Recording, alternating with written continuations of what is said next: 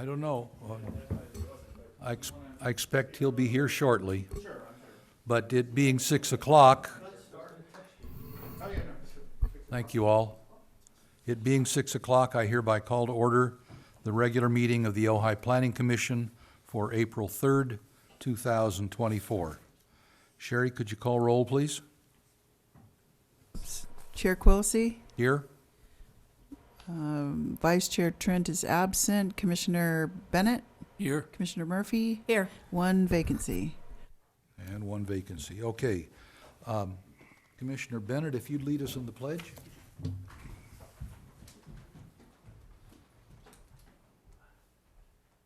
Pledge allegiance to the flag of the United States of America and to the republic for which it stands, one nation, under God, indivisible, with liberty and justice for all.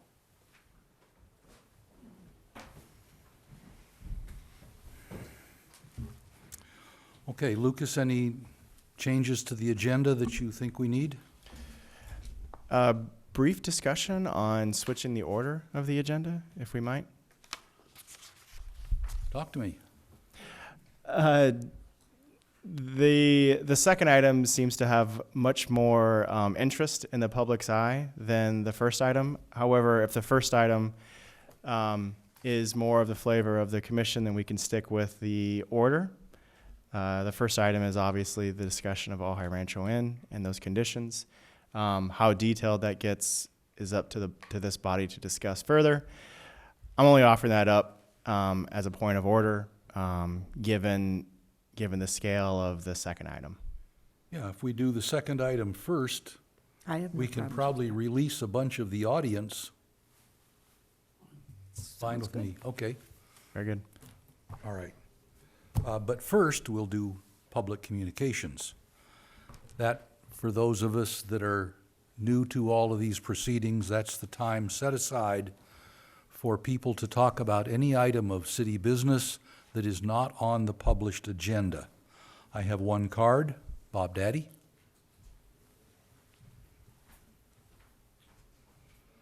Good evening, Commissioners. There's been a little notoriety about State Farm lately and some of the actions and activities that we're involved in. And I'll get to the part that involves you in this room. State Farm has chosen to go ahead and terminate all 40,000 apartment buildings within the state of California. And I'll let you read Not let the why. policies lapse, but terminate them? They're not going to renew them. Oh, not gonna renew them, okay, They're not going to cancel them. They're Okay. just not going to offer renewal. okay. So we'll have people go all the way through the year 25, simply because of the time when their renewal comes up. And we're going to cancel around 30,000 individual homeowners. And in our 102 years, we've had issues with Florida where we needed to bend their arm a little and get little different hurricane laws. And we've had some issues in New Jersey where we've had some problems. But the issue here in California has gotten to be so bad that we are offloading risk just to remain solvency. The other thing that's bad, if you don't understand this, is that we've got $311 billion worth of exposure through the California Fair Plan, and they have $200 million reserve. And when they run out of that reserve, what they do is they assess the individual insurance companies the annual loss of operating a state-run insurance company. So that's part of the reason we're doing this. The other reason I'd like to speak to you folks. You get to paid for the state government insuring people through you? The Fair Plan loses money every year. State Farm has got 24% of the market. When they lose $100 million, for every $100 million they lose annually, and they do, and more, we have to pay $24 million as our part to prop up the inefficient state insurance-sponsored company. So if you're wondering why we're doing this, I just got a few hundred notifications, and it's interesting to inspect and take pictures of a home about defensible space, overhanging limbs on homes, brush, combustible materials, so. we're gonna Fuel, yeah. Fuel. And then I guess lastly, just to put it on your future agenda, we're still very keen about a thing called separation of fire divisions. You know, when you build apartments, you can't build them too close. We don't want to lose a 600-unit apartment to take another one down.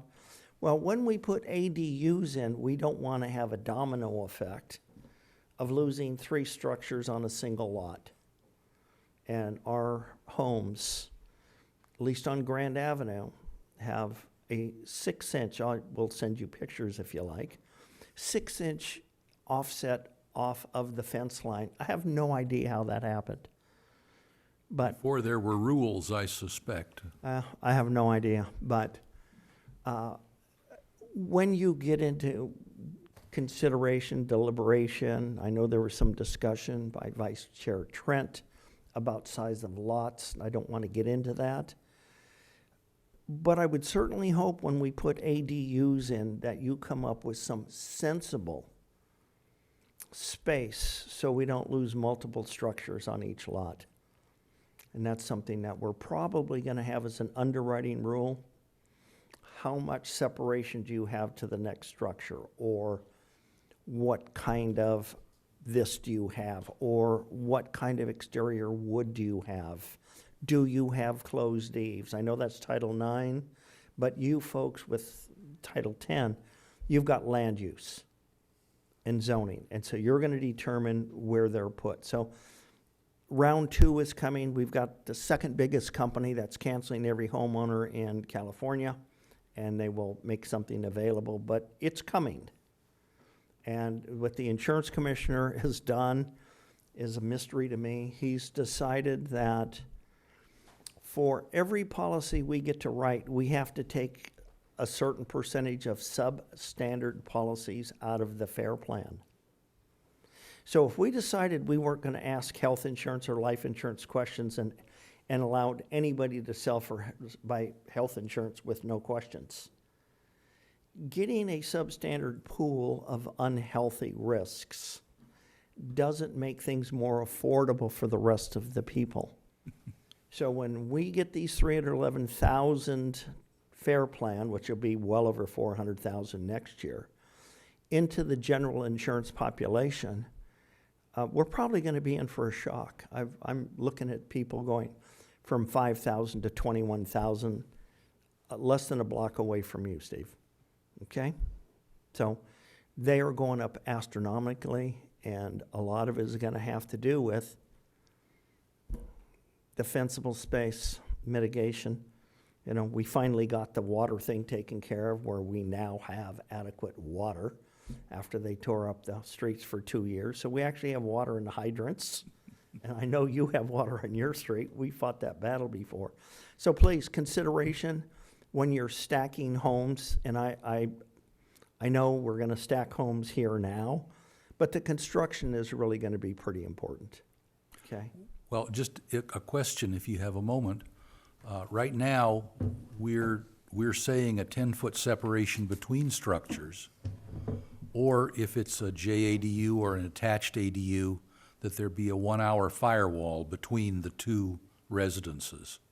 Does that sound Where did you get that one? non-risky enough? Where did you get the 1 hour reference from as being acceptable? I don't know. Is that a state law? Yeah, those are consistent with state law defaults. We can consider going at a more robust level, but we'd have to take a look at that with some analysis. Okay. Consider it. Well, we can use the advice from someone who's in the risk business, so if you have more thoughts, please let us know. What I can do is I can refer you to the city of Paradise and have you take a look at the 19,000 structures we lost there and take a look at what the new building requirements are in a high fire zone. Okay? Okay.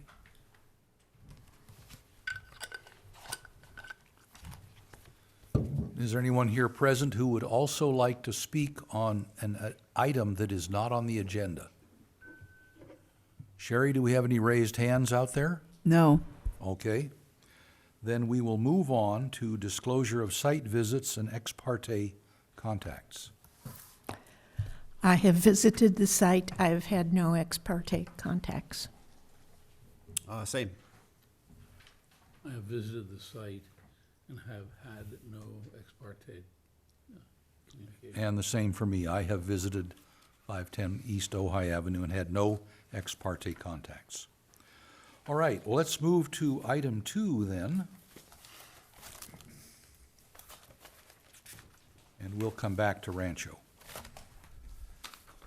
A DRP for an affordable housing project at 510 East Ojai Avenue. Oh, we have another public comment? Yep. Not public comment, but I believe On it's this it's item. specific to this item, yes. Oh, okay, great. All right. Staff, take it away. Yeah, so before Sarah gets into her elaborate presentation, I just wanted to give very brief overview of this site at 510 East Ojai Avenue. This is a part of that settlement agreement that was negotiated and determined with City Council back in December of last year. And now what we're bringing forward is really the first time that the public has had an opportunity to see this project. It was identified within the settlement agreement itself, but you're seeing it with your own eyes and a part of a public process and review at this point. So with that, Sarah's going to go through the PowerPoint presentation, and then we'll open it up for discussion and questions. One thing I want to note, and I think she will hit on this as well, is there isn't a decision being made tonight. Instead, we're looking at comments, and then from those comments, we'll then put together a resolution that will be brought forward at the next available meeting. And we can talk about that more later on. Yeah, so there's no resolution to vote on tonight, There's not. but there's information. Okay? Yeah, we're looking at this as a two-step process. The first step is to have the discussion, have the community come out and speak on the matter and identify any sort of concerns or support that they're seeing at this point. And then at that point, take it back and put together a resolution for this body. Okay?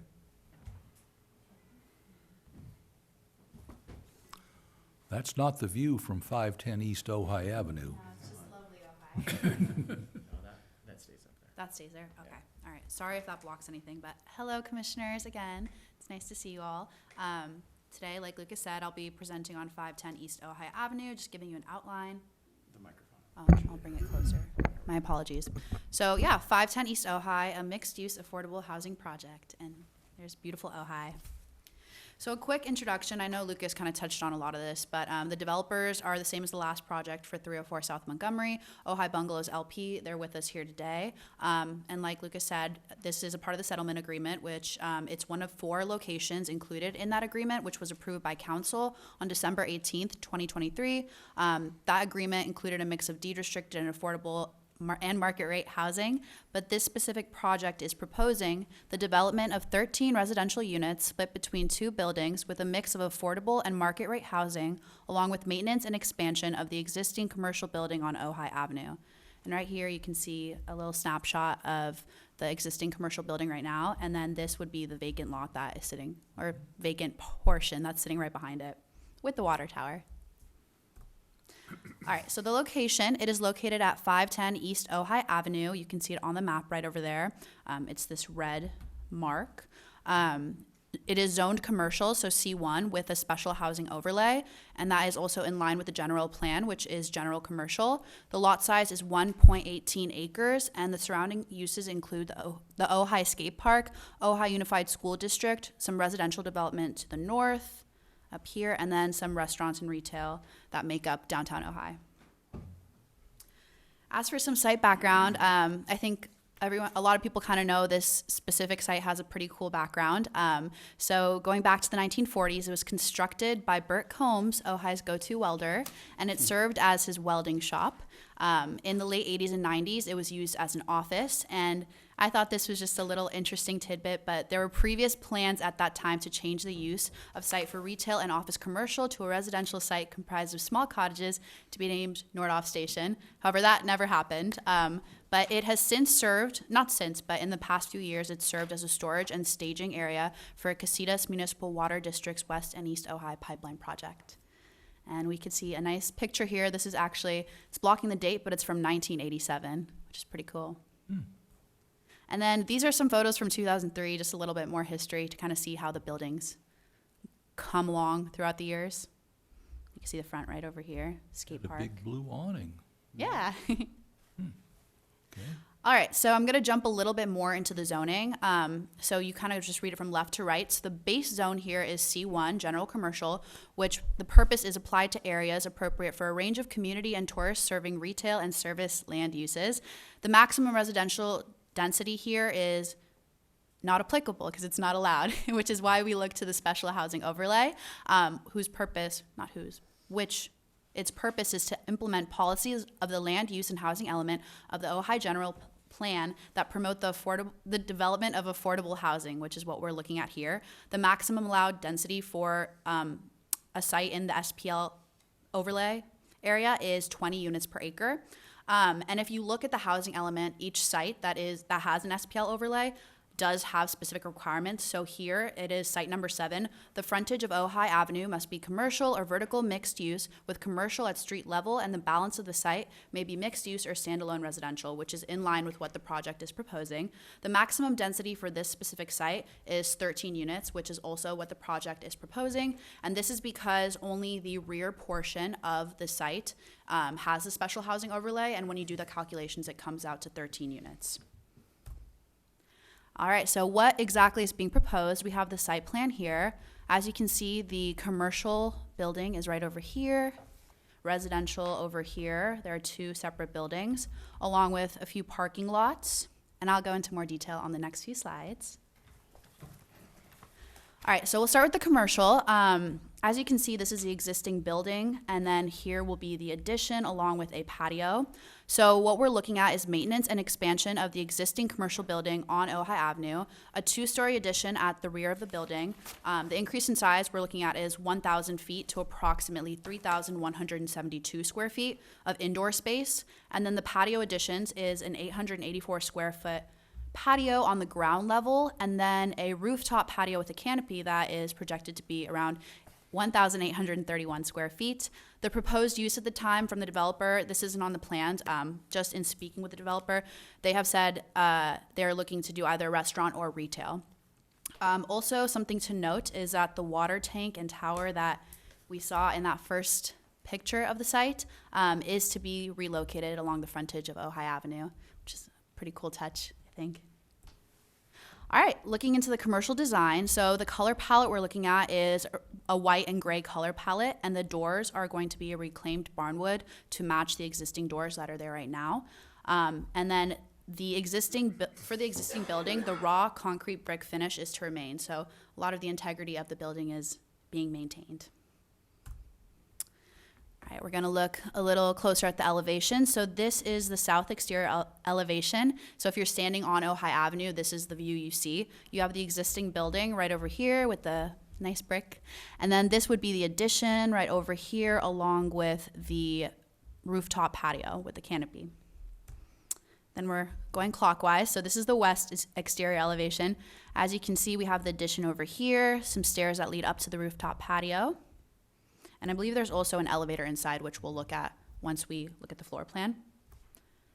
The north exterior elevation, so this is looking at it as if you were on the residential portion of the lot. Once again, the rooftop patio and then the ground floor patio.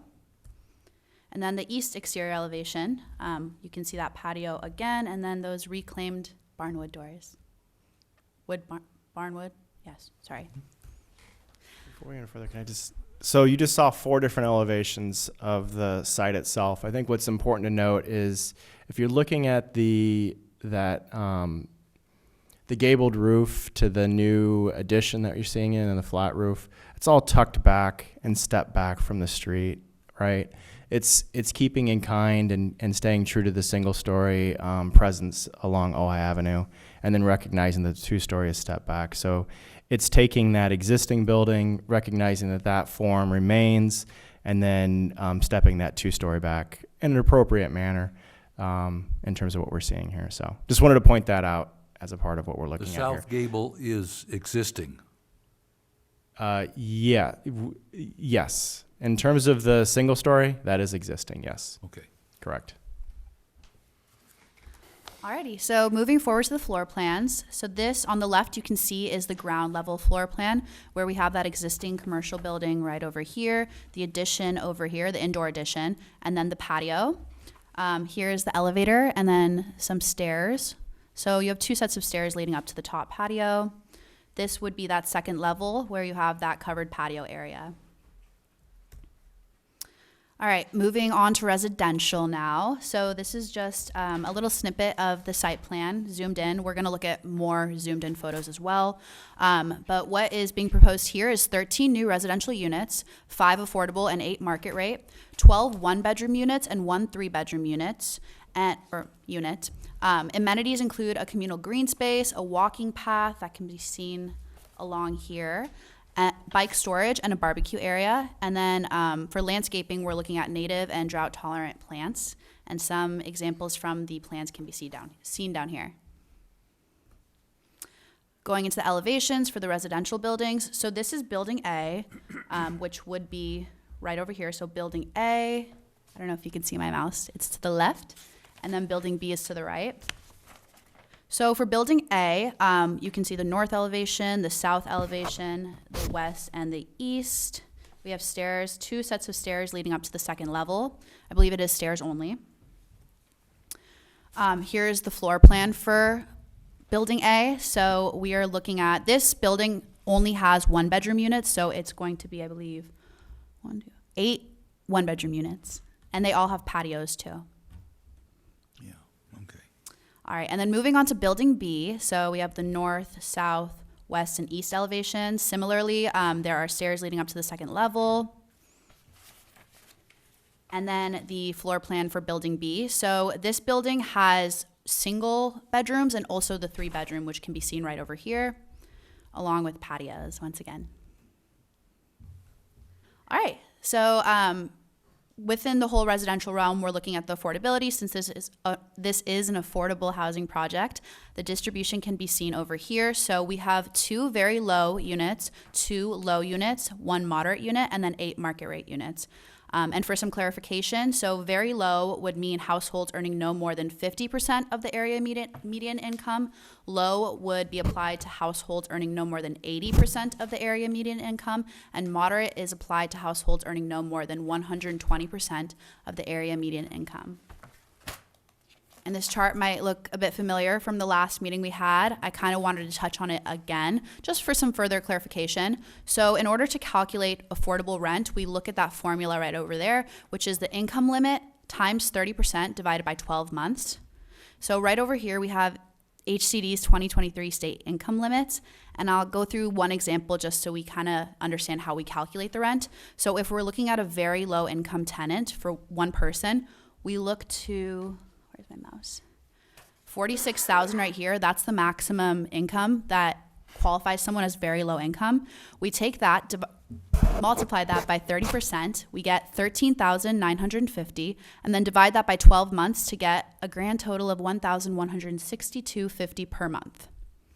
So with this in mind, I kind of wanted to show the process, because then this chart right here gives a really good breakdown of what we'll be looking at price-wise, maximum rent-wise, because we are looking at up to 3-bedroom units. We could have 6 people in one unit, so we have very low, low, and moderate. All right, and then moving on to parking. So there's 2 kind of portions we want to look at, the residential and the commercial, and then bring those together. So for the residential portion, the Ojai Municipal Code requires 27 parking spaces, 7 of those to be uncovered. However, although it's not explicitly stated that this project is using density bonus, it does qualify for parking, lower lowering of parking requirements through density bonus because more than 10% of the units are reserved for lower income tenants. So with that, density bonus brings parking down to 14 spaces for the residential portion of the project. Moving on to commercial, the Ojai Municipal Code calls for 6 spaces for each 1,000 square feet of indoor floor area. And this would be if the use is to be a restaurant. If it's to be retail, the calculation is actually 3 spaces for each 1,000 square foot of indoor floor area. So this is kind of the highest it can be if it were to be a restaurant. Yes. On the commercial, that 3172 square feet, that does not count either the first floor nor the second floor patio? No, it's just going to be the indoor Just- square feet. Okay. Yes. All right. So to calculate the parking spaces for that, we're going to take the 6 spaces times 3.17, and we arrive at 19 parking spaces. So the grand total, if we add 19 and 14, we get 33 required total parking spaces for this project. However, the project is proposing 43 spaces total, 20 of which are to be covered and mounted with solar panels, and there are also 3 ADA accessible parking spaces. All right, moving on to the project benefits. Very similar to the last project because we're working with the same developer. They're familiar with Ojai and the community. Another really cool feature of this project is the maintenance of that commercial building that I think a lot of residents hold dear to their heart. There will be preservation of those existing features, so just some additions. Along with that commercial opportunity or commercial building brings new business opportunity for residents of Ojai or whoever may be interested. And this project also provides more affordable housing in Ojai. So we're looking at 1-bedroom and 3-bedroom units instead of the studio units we were seeing at 304 South Montgomery. So it provides a little more in terms of it could be good for families and also workforce housing. Also, like I mentioned last time, this project in conjunction with the other bungalows project and the project at 320 Bryant Street, Cabrillo, helps meet the arena numbers. And I kind of wanted to go over that again because I fear I might not have been super clear last time, so I wanted to be a little bit more clear this time. This chart is taken from our housing element, and it is not what we have achieved, but it is what we need to meet within this 8-year cycle. So a total of 53, and the moderate units, low and very low, can be seen here. And then this chart is actually taken from that frequently asked questions I mentioned about the settlement agreement. It has each of the 4 bungalows projects along with the affordable housing distribution. So 510 East Ojai is highlighted, and it is a little bit hard to read. I apologize. But like I said, it's providing 2 very low, 2 low, 1 moderate, and a total of 5 affordable units. All right, so the recommendation. So we recommend that the commission to consider the following: receive the information and presentation provided by staff and the applicant developer, open the matter for public comments, and then direct staff to prepare a resolution and continue the agenda item to a date certain of May 1st, 2024. Thank you very much.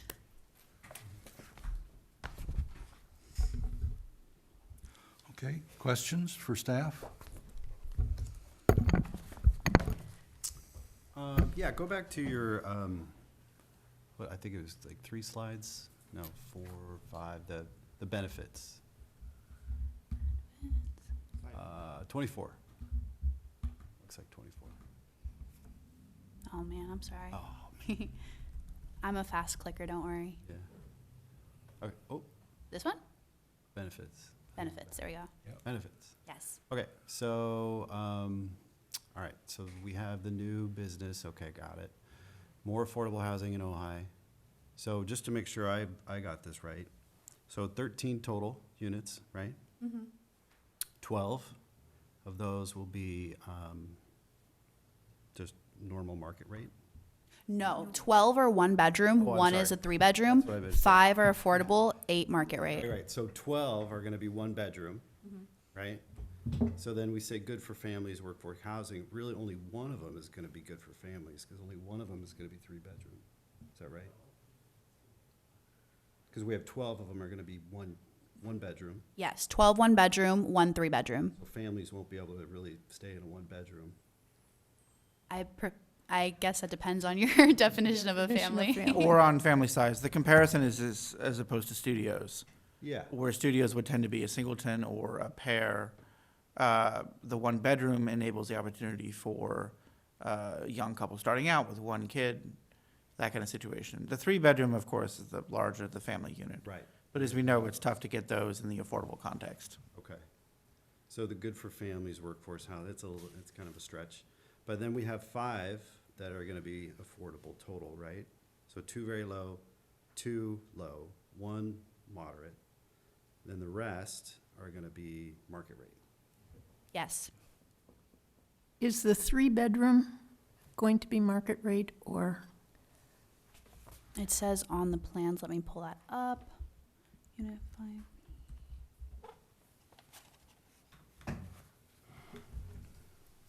I believe it's going to be market rate.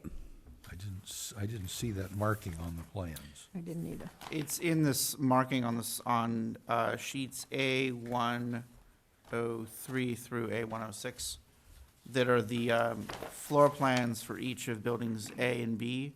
Yep, They mark out in little parentheticals, unit 2A, affordable, very low, unit 3A, affordable, very low, et cetera. oh, okay. And yeah, the 3-bedroom unit Note is that, market that rate. note that you're reading from is. Yeah, I like A 1.06, that has the, a 1-bedroom and the 3-bedroom.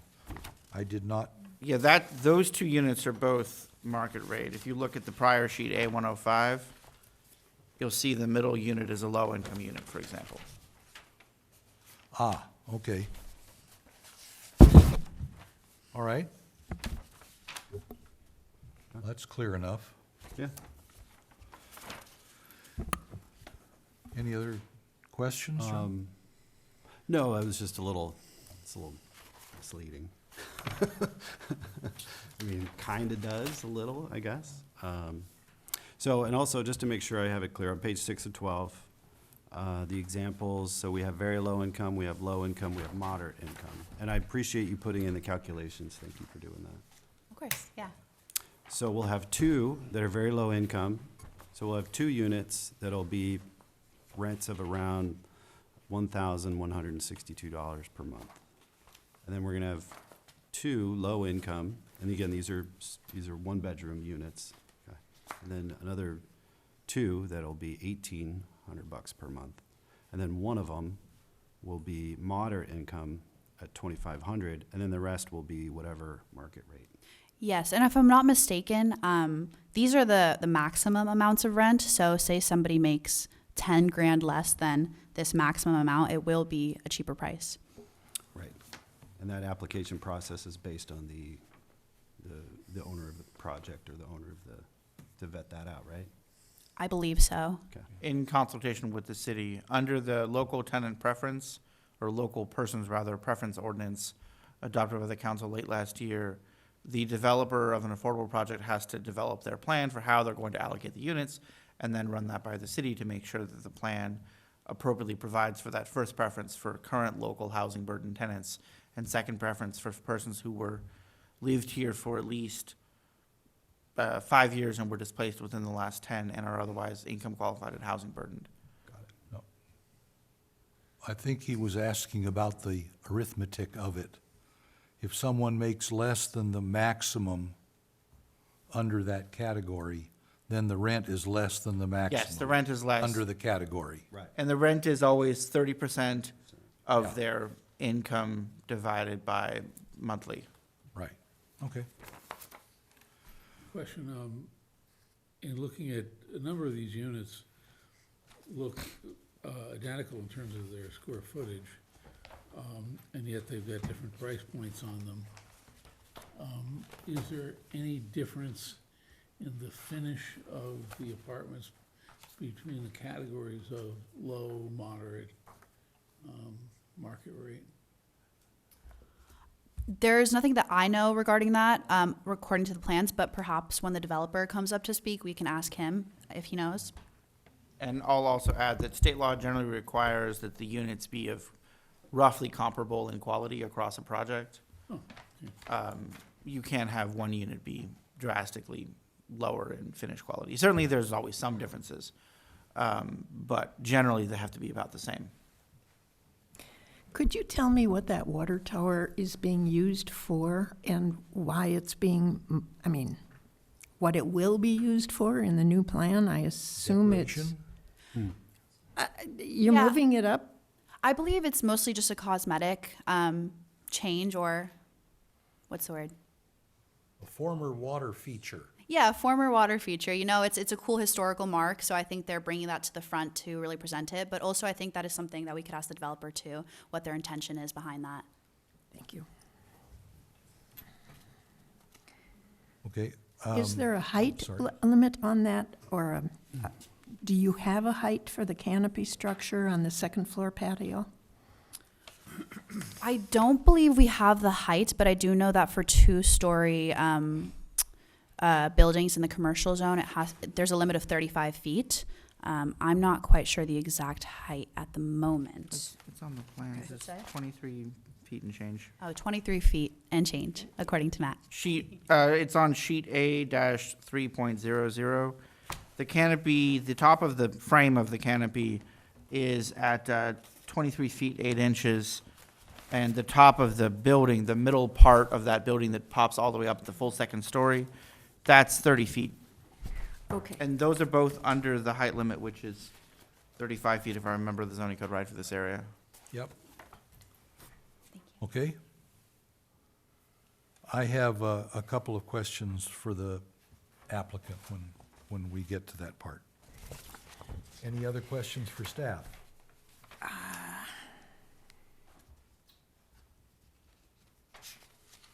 No, I think they're all for the applicant. Okay. Thank you very much. Of course. Good It's my pleasure. pictures, nice detailed presentation, lots of data there for us. Thank you. Okay, let's hear from the applicant. Who wants to come first? I suspect there may be several. Thank you. Yeah, Jeff Becker again. Nice to see you this afternoon. Staff as well, city attorney and Lucas and staff. Our architect is actually away, spring break with his kids, so Jason Herber, who is the architect on the other project, is not here. Bill Mellett is here, who's a landscape architect, along with our partners, the Jonkers. So we put this project together a few years ago with the other projects. And one comment I'll say is the 3-bedroom came out of originally a 15-unit design for those residential units. And so then it had to be scaled down because the number count doesn't work based on the requirements. So we basically just ended up with a 3-bedroom unit, which is at market rate. At least that's the proposal. We're in our initial designs on this thing and hoping to finish it up after we clarify any questions that you guys may have regarding it. So I'm happy to take questions that you might have. You have solar panels on some of the parking structures. Is that electricity going to be supporting the apartments or the commercial structure, or both? Probably both. Probably both. We're not quite sure yet. Are the parking structures reserved? Do you have reserved parking for the residential apartments? Typically on other projects that we've done, yes. Typically you'll give a parking space depending on the size of the unit. So it would be reserved for that particular Marked unit? for that unit. Tenants only or some such marking. Right. The brick on the front of that building, I see where you're trying to keep it in its historical context, but it's multiple colors right now. What do you plan to do with that? The multiple colors is a local graffiti artist that hit it. So that'll be, we'll use an eco stripper and get rid of that. So it'll get back to a natural Yes. brick color. Yeah. Yeah, that building has been hit a couple times over the last few years. So our hope is to bring that back to its original, brick color, cement block color. And entrances, there are 2 doors in the front leading into this one large empty space, right? Yes, And then you're putting in an additional one on the side yes, by the driveway, right? yeah. And then there'll be a door that goes into the newly constructed back area next to the patio. Right. Doors there. Are you going to put a restaurant in here? I mean, that's, when I read this, it sounded like a restaurant. And yet, now tonight, it sounds like it could be retail. Yeah, it could be either or. I mean, we calc the parking based on restaurant because that's sort of your highest requirement. But, If it were a restaurant, where would the kitchen go? not sure. We don't know yet. It's too soon? It's just too soon. Yeah, Okay. it's just too soon. We're years away from that, so we're not quite sure yet. John? Yeah, just in regard to, and I know you'll get all this cleared with the Ventura County Fire, but, we've run into flag lots kind of like this before. I know this, maybe, I don't know if it's technically a flag lot, but have you accounted for turnaround with emergency service vehicles? I mean, it just seems like a lot of parking in one in and out entrance. Yeah, the architect had some conversations with them to try and determine the best layout to allow for the deadheads and turnarounds that they're going to require. They're definitely going to require it. Yeah, And we also have already stubbed in for fire line, which right. is going to be a requirement too. Everything will be fully sprinklered. And have you guys considered an outlet on, what is that? What's the street over there? Is that, No. no? There's residences and then Aliso. So there's no street over here? Yeah, that's Oh, right. okay. Yeah, All right. we have no easement or there's no way to attachment. It's get out to that. landlocked except for the Ojai Avenue side, yeah. Right. Got it. Guess you can get a boat and go down the canal. Yeah. Very small boat. Yeah. I'd also like to note, if you look at sheet A-0.00, there are 2 hammerheads that are kind of identified for two of the entries, which appear to be for fire turnaround. Okay. Oh, I see it, yeah. It's like this, I think it's like right Hammerheads. here. Well, it could be one here, Yeah, could be one there, could be one there. got it. Got You it. can pull in, do a A-turn, Do a U. yeah. And are you guys concerned that the density with the residential be in the back and the commercial in the front, if the commercial restaurant's really busy, just the residents getting in and out and their access to their place to live? I mean, you're always concerned about traffic flow, Sure. especially here. But we have the same issues in other sites in Ventura. The mixed-use part of it tends to work pretty good. I mean, that's frankly, for most of these cities, that's the direction you go. So, Sure. we're just trying to do the best we can, provide the maximum parking. I think staff noted that we technically need You to went come up with above. 33 spaces. We tried to increase that to do the best we could, so. Yeah. I'd that's love to good. have another 100 parking spaces, but, Yeah. you no, I- just got what you got. Yeah. Yeah, and because I know, yeah, parking on Ojai Avenue is going to be pretty limited, and obviously you Right. don't have anywhere else to have off-street parking Yeah. or off-site parking. Yeah, we need some more city lots. Yeah. Just saying. Yeah. Jamie, any questions for the applicant? No. Okay. I just have to register this one more time with you, Jeff. Yes. The white and gray and black color scheme. Okay, I've already said this, I've been here, done this, I know. You I really don't like the it. last version, I know. It changed some, Yeah. just, Now, this is white, not our- when the sun shines on a white building, it just hurts your eyes. You could mute those, put in a little color, soft. I'm already working on the last discussion. Okay, good. White is good for heating, though. It's a little more efficient. when it Yeah, gets hot right. out. Blocks the sun, shoots it back. Heating, not Heating. eating. I mean, heard cooling, you. I'm sorry, just, cooling, cooling, you know, cooling. if you're talking about a roof, I'll buy this. But Yeah. if you're talking about the Cooling. side of a building, I'm not buying Oh, it. it's true, yeah, the lighter colors. Yeah. Well, I have, Light color. I have three questions, and only three. The project is described in one place as 1.18 acres. I presume that's the entire triangle. And for residential purposes, 0.69 acres. That's how the 0.69 times 20 got to you to, you could actually have had 14 units. I want to correct that. State law only allows for rounding up for parking and not for the unit count that we're talking Not about for here. the So unit so count. the, So the 13 maximum that they could have here based Okay. on our code. That's fine, Okay. fine. Just want to, Thank I you. want to clarify that. I've never seen this, the state round down before. If we had extra units through the density bonus system, then you round those fractions up. But here, they're right at the SPL overlay, Okay, right at that. okay. I was just wondering if, is there a place in here where the 0.69 acres, starting from the back presumably, where that brings you to? And does that, if you drew a line somewhere, would all of the residential units and the residential parking be in the 0.69 acre portion of this thing?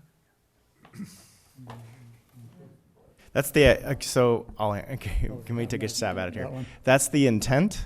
Here's the reality. Knowing that this is a mixed-use project, you're encompassing all of the parking on the site itself. Now, divvying it up and identifying where those specific units are going to be assigned parking, that can be addressed either A, through the conditions, B, through the affordable housing agreement, and C, through really the developer figuring out an approach that works and is successful Okay. and marketable for sure. Okay. Second, and this is in the admin report on page 10, there's discussion of the water district, Casitas Water, and I understand them saying you're allocated 0.56 acre feet per year because you have 2 meters right now. Right. And they will currently supply 0.56 acre feet per year to the entire project. What is your feeling about how that number stacks up against what you think you will need for 13 apartments and some sort of commercial structure? It sounds a little short to me. Yeah, I think it is. We'll probably have to acquire allocations. And beef up the infrastructure, maybe another meter. Well, I suppose you could have a meter for the residential and a meter for the commercial, but Yeah, we'll probably you're gonna require- need something we'll- bigger, I We'll think. need to upgrade them all, probably. We'll have a fire line, which we've already stubbed in when they were ripping up Ojai Avenue. And then we'll need to upgrade the other 2 meters regardless. You know, those are really old.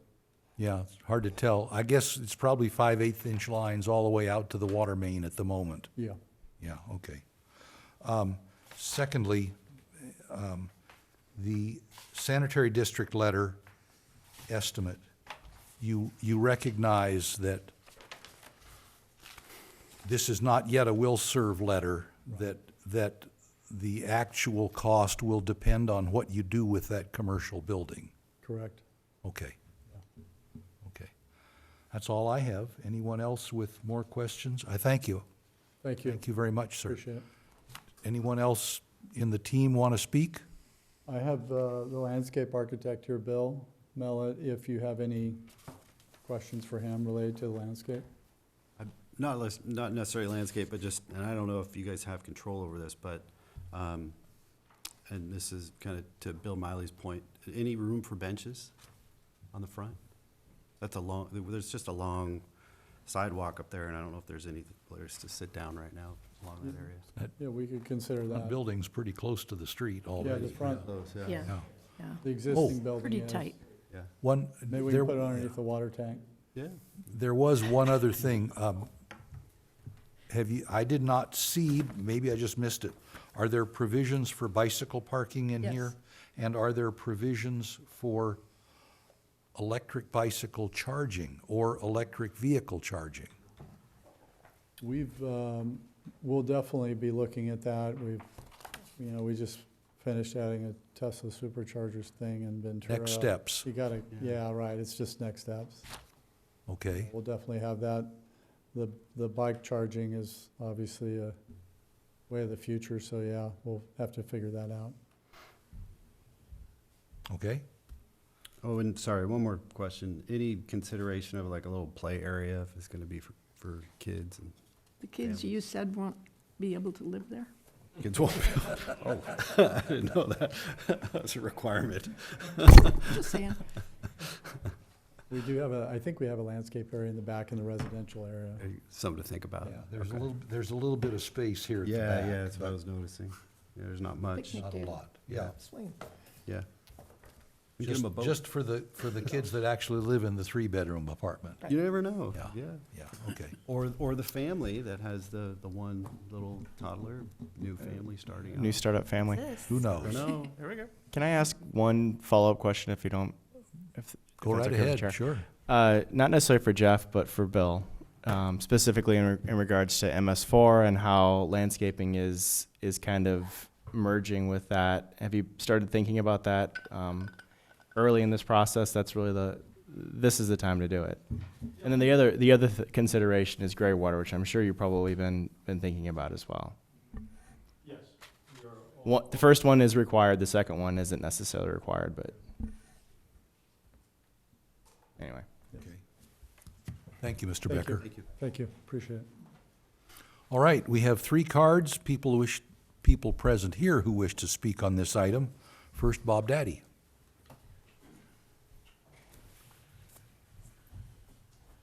Again, Commission, thank you.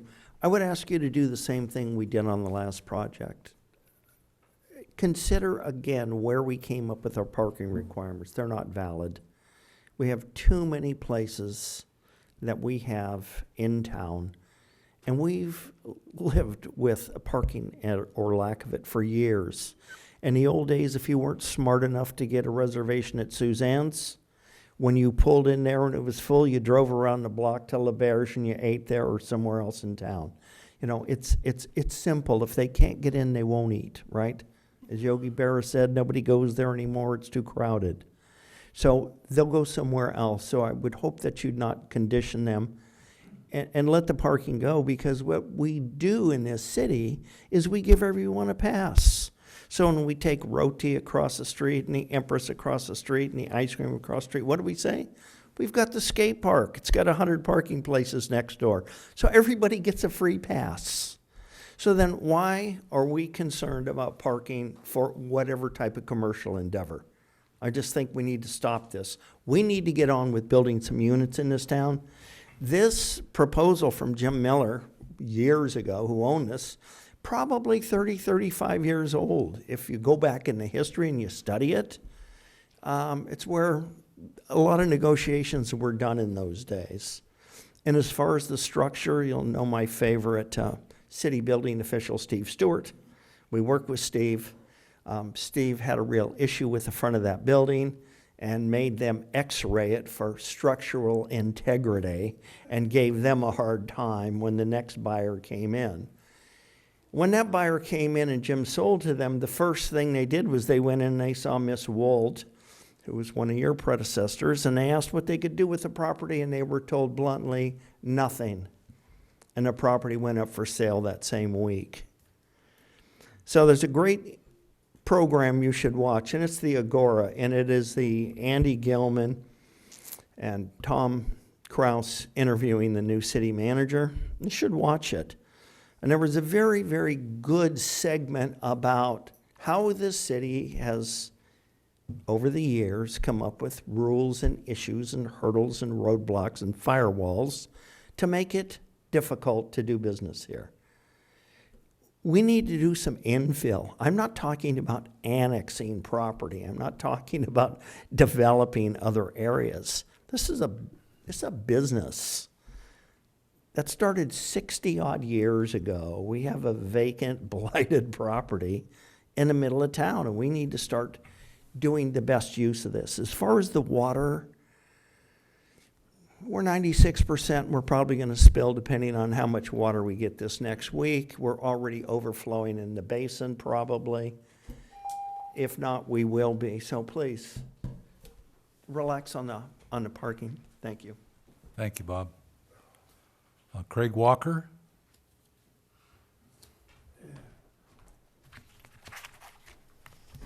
Good evening. My name is Craig Walker. I'm a member of the Ojai Historic Preservation Commission, though tonight I'm speaking to you as an individual. Out of curiosity, I researched the history of 510 East Ojai Avenue and its original owners, which I have shared with you in my written comments. Hopefully you were able to read those. Although the property meets the city's criteria for a historic resource, it has yet to be designated a historic property by the city, which makes it vulnerable under the strict rules of Senate Bill 35-330 and other state mandates. The Becker Group, I believe, should be commended for preserving the historic building and incorporating it into their project. I don't believe they were required to do so, but I think it shows a real sensitivity to the building and to Ojai that they did. I urge you to not only approve this proposal, but to use it as an example of what developers can do to build new projects and at the same time preserve and repurpose Ojai's historic buildings. Thank you. Thank you, sir. Bill Miley?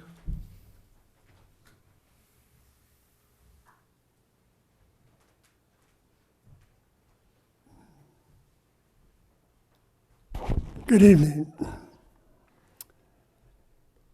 Having lived here since 1968, I know the history of the parcel. It was a welding shop when we arrived. Then Mr. Miller bought it, and now the Becker Group.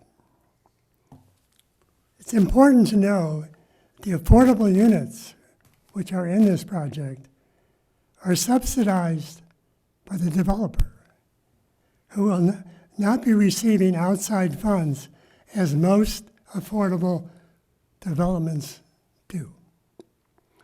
This is a very significant provision by the Becker Group. The proposed development certainly provides our city with multiple benefits. Affordable dated units for different income levels, commercial space on our main highway, with outdoor surfaces, the patios, on 2 levels, offering views and experiences of our valley mountains, our sky, the Mediterranean climate, and I assume the pink moment. Probably this is the second new development, and I'm sure you can see the pink moment with our Roblar Hotel, the first. How exciting to emphasize the pink moment in Ojai in a structural way that people can actually go and sit and eat and look, and other than driving up in the East End and looking that way. I support the design and what I see as an open-air development, and in my opinion, a relaxed proposal. Thank you. Really relaxed. Thank you, Bill. Is there anyone else here present who wishes to speak on this item? Sherry, anyone out there in television land? Nope. Very good. Then we will close the public comment portion of this public hearing item and come back to the commission for deliberation. I'd like to ask again, Lucas and and Sarah, what are you looking for from the commission tonight? We don't have a resolution to vote up or down. So Right. what do you want from us in terms of feedback. What is staff asks? Is that what you're implying? Before you put a resolution together, what more information or leanings on the part of the commission do you need to understand? So if there are specific concerns that this body have, and those are concerns that can be addressed through conditions, I think those are things that we would be asking for. I think what you can expect in terms of the draft resolution coming before this body at the next meeting would be very similar in terms of structure to what you saw for 304 South Montgomery. There could be some painting of some slightly different conditions because this is a different site. It's got different zoning attached to it. So we'd be addressing it from that standpoint, obviously through some of those whereases, painting the history of it as well. But you're going to see something very similar to what we saw for 304 South Montgomery, which is also part of the settlement agreement. So it's not like there's going to be some sort of mystery in terms of how this is going to be structured.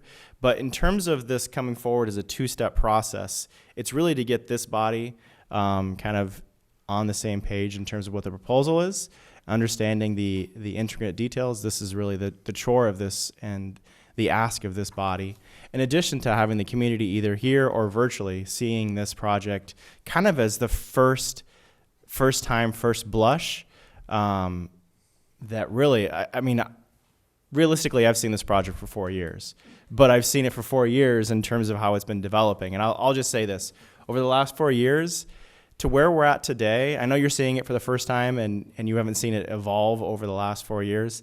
They've done an excellent job in terms of bringing in and preserving a historic resource, I would say lightly to a certain degree, but also recognizing that there is definitely some history to this site as well. And doing that in a tasteful manner, I would say. Some of the colors that I think Commissioner Murphy was alluding to is the same comment. I think we're working with them right now to try to address that to a certain point and tone it down. They have an architect on staff that is excellent at addressing those. And I don't have any qualms with them coming up with solutions to address that as well. Okay? So that's really the ask that we're looking for here is if there's something that you're seeing out there that's within reason from a condition standpoint, obviously it has to be within reason. This is an affordable housing project. So coming forward with something that's not reasonable is something that we can't take forward because we're just, it's going to be something that's going to get challenged and it's not something that can be met with support from staff standpoint. The reason is also consistent with the agreement. But within those bounds, we want to understand if there's any concerns the commission has and need resolution. And just as a point from a design standpoint, I know, unfortunately the architect isn't here, but I think Jeff's done a good job of covering. The design has really done an excellent job of taking that existing Miller building and addressing it and recognizing that building is really a testament, and then taking that addition and folding it to the back and having it go north versus out and towards the front and molding itself in. It's basically saying, hey, this is a relic. Let's go ahead and keep it as it is. And I would say to a certain point, Commissioner Murphy, dressing it down and taking some of that blight that had happened over the last several years and just letting it be what it is. Nothing more than that. And to a certain degree, one of the members that spoke, Mr. Walker, I believe, there are certain Secretary of Interior standards that are being met here. Not required, but are being met. He's done the 30-second look over. And in my review of that, just in the 30 seconds, it's consistent. There's consistencies to be had there. Am I the professional? No. But just knowing the years of experience and exposure, there's a lot of consistencies and recognition to rehabilitation is the way in which it's being phrased here. So anyway, those are my 2 cents, and that's kind of the direction that staff's looking for from this commission. Any other questions were available? There was one thing which just occurred to me again. Thank you for bringing up 304 South Montgomery, the case that we've already decided. That case had, I think, 13 or 15 small residential units. 15, yeah. 15, okay. And it had a separate laundry room with washers and dryers in it. I did not see such a thing here, but neither did I see what at least jumped out to me as washers and dryers in any of these units. And I'm wondering, maybe this is for the applicant, I'm just wondering what the plan was there. Yeah, we're gonna try to put them in the units. Put them in, I can see spaces where you might have a stacked washer and dryer, for example, but I didn't see it called out anywhere. Yeah, that is the plan. Okay, so these folks are not gonna be running off to Miramonte to the laundromat. Isn't there, hold on, isn't there a laundromat within walking distance to this site? Across the street. Where? Yeah, there's a laundromat that's tucked in, is it Oh. on Montgomery? Is that what I'm thinking? Behind Seafresh, Fresh. okay, Right, yeah, okay. right. It's hidden in plain sight. I mean, it really is. Jamie? I think Bill Miley hit it on the head. This has got a very relaxed feel to it. And that's wonderful. And I think the placement of the tank up along the street is very whimsical. It's, obviously an historic element. It's been part of the view of that property for some time. But, and I think that it has some natural benefits. The drainage channel gives it some breathing room to the nearest property line, and in the back, obviously, there's extra room there as well. So I think all in all, the layout of this and the placement of the buildings are marvelous. I think this is really a great development. So. I don't know what this is. Could that be it? Could be. On drawing A 0.00, there's something in between the two buildings. Is that where the bicycle parking is? Yeah, that's the bicycle storage. Bike racks. Bike racks, okay. The only other suggestion I would make is that we strongly consider whether there will be electric bicycle or electric car charging facilities. I don't want to say they have to be there, but it's kind of a good thing to have. With apartments this small, other than the 3-bedroom, and electric cars being as expensive as they are, that part may not be really financially attractive to put in. I think electric bicycles are going to be something that we see more and more of, and if it's not too expensive to put in some charging for that, I think it would be a good idea. Anyone else? Yes. Please, go ahead. I'm a little skeptical about the tank, but, It's kind of cute. well, maybe the architect could come up with a way of making it Needs to be sanded and stained and, It- make it, yeah, rust something. is old and good. But maybe yeah. the benches and a few flowers around, something. Don't just park the tank there. Jody. It needs to look intentional. Yeah. Okay, well, Lucas and Sarah, is there anything more that you think you need from us to put together a resolution for a month from now? If we could, I know if we could have just a brief discussion on this. I know in the staff report, it identifies May 1st as the continuation for this item to come forward. Looking at the items that we have for May 1st, I believe the next meeting is probably more appropriate for this matter. May 15th. Is it the 15th? Hold on. Next meeting Today's after May the 1st? today's the The 3rd, so next it'd be meeting 14th. after May 1st would be May 15th. No, I'm You mean saying the next April. meeting? So 2 weeks from now. Yeah, April Oh, 2 17th. weeks from now, okay. Correct. Okay, Correct. so So that we have- April 17th, April 17th. Yes. All right, so we do need, So that would be staff's recommendation. I know it we identifies do May need a 1st. motion and a vote on continuing the case. A discussion, yes, if necessary. All right, anyone else? Good. Someone like to make a motion for continuation to May 17th? So moved. I'm sorry, April 17th? Second. Very good. Discussion? Sherry, let's call a vote on item 2. Bennett, Yes? Trent, Yes. Murphy, Yes. Quillisi. Yes, thank you. Good-looking project, good-looking presentation, and wish you well with it. I'm astonished again that you're doing this without other people's money.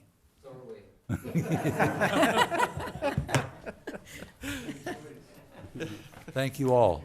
Thanks for coming in.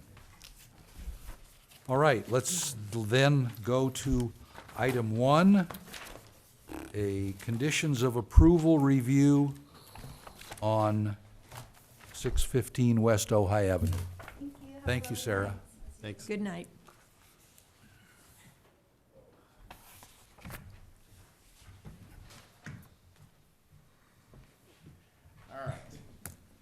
Switching gears here. So now we're going to hear on item 1, which is the conditions of approval that this body had requested come back to the to a meeting as soon as reasonably possible. So here we are tonight. We have the original applicants here for discussion as well. Just want to give a little bit of a setting the table, kind of like what Sarah did in the item before that.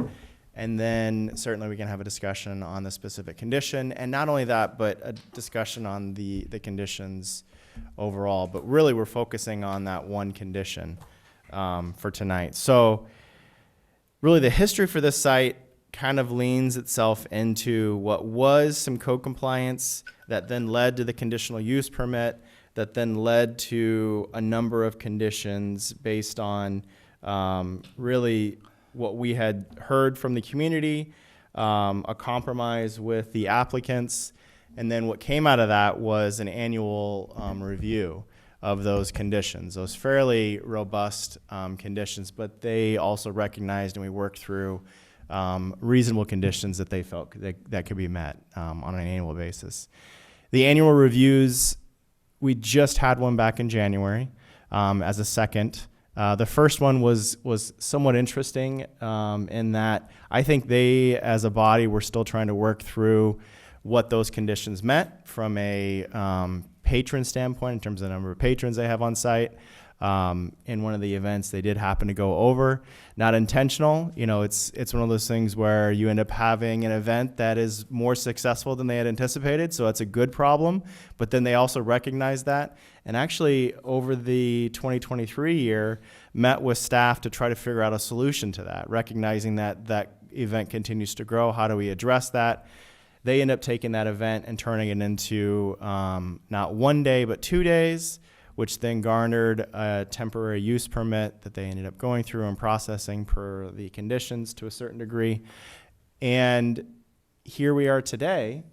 They've honored those conditions and continue to meet those conditions. And in events where we end up getting someone that complains, we immediately go to address the situation. It typically, you know, these events are typically on the weekends, so we have co-compliance already on hand to address, and they're typically handled fairly quickly. And I would say the applicants have certainly done their part in this conditional use permit, the conditions that they've been held to at this point.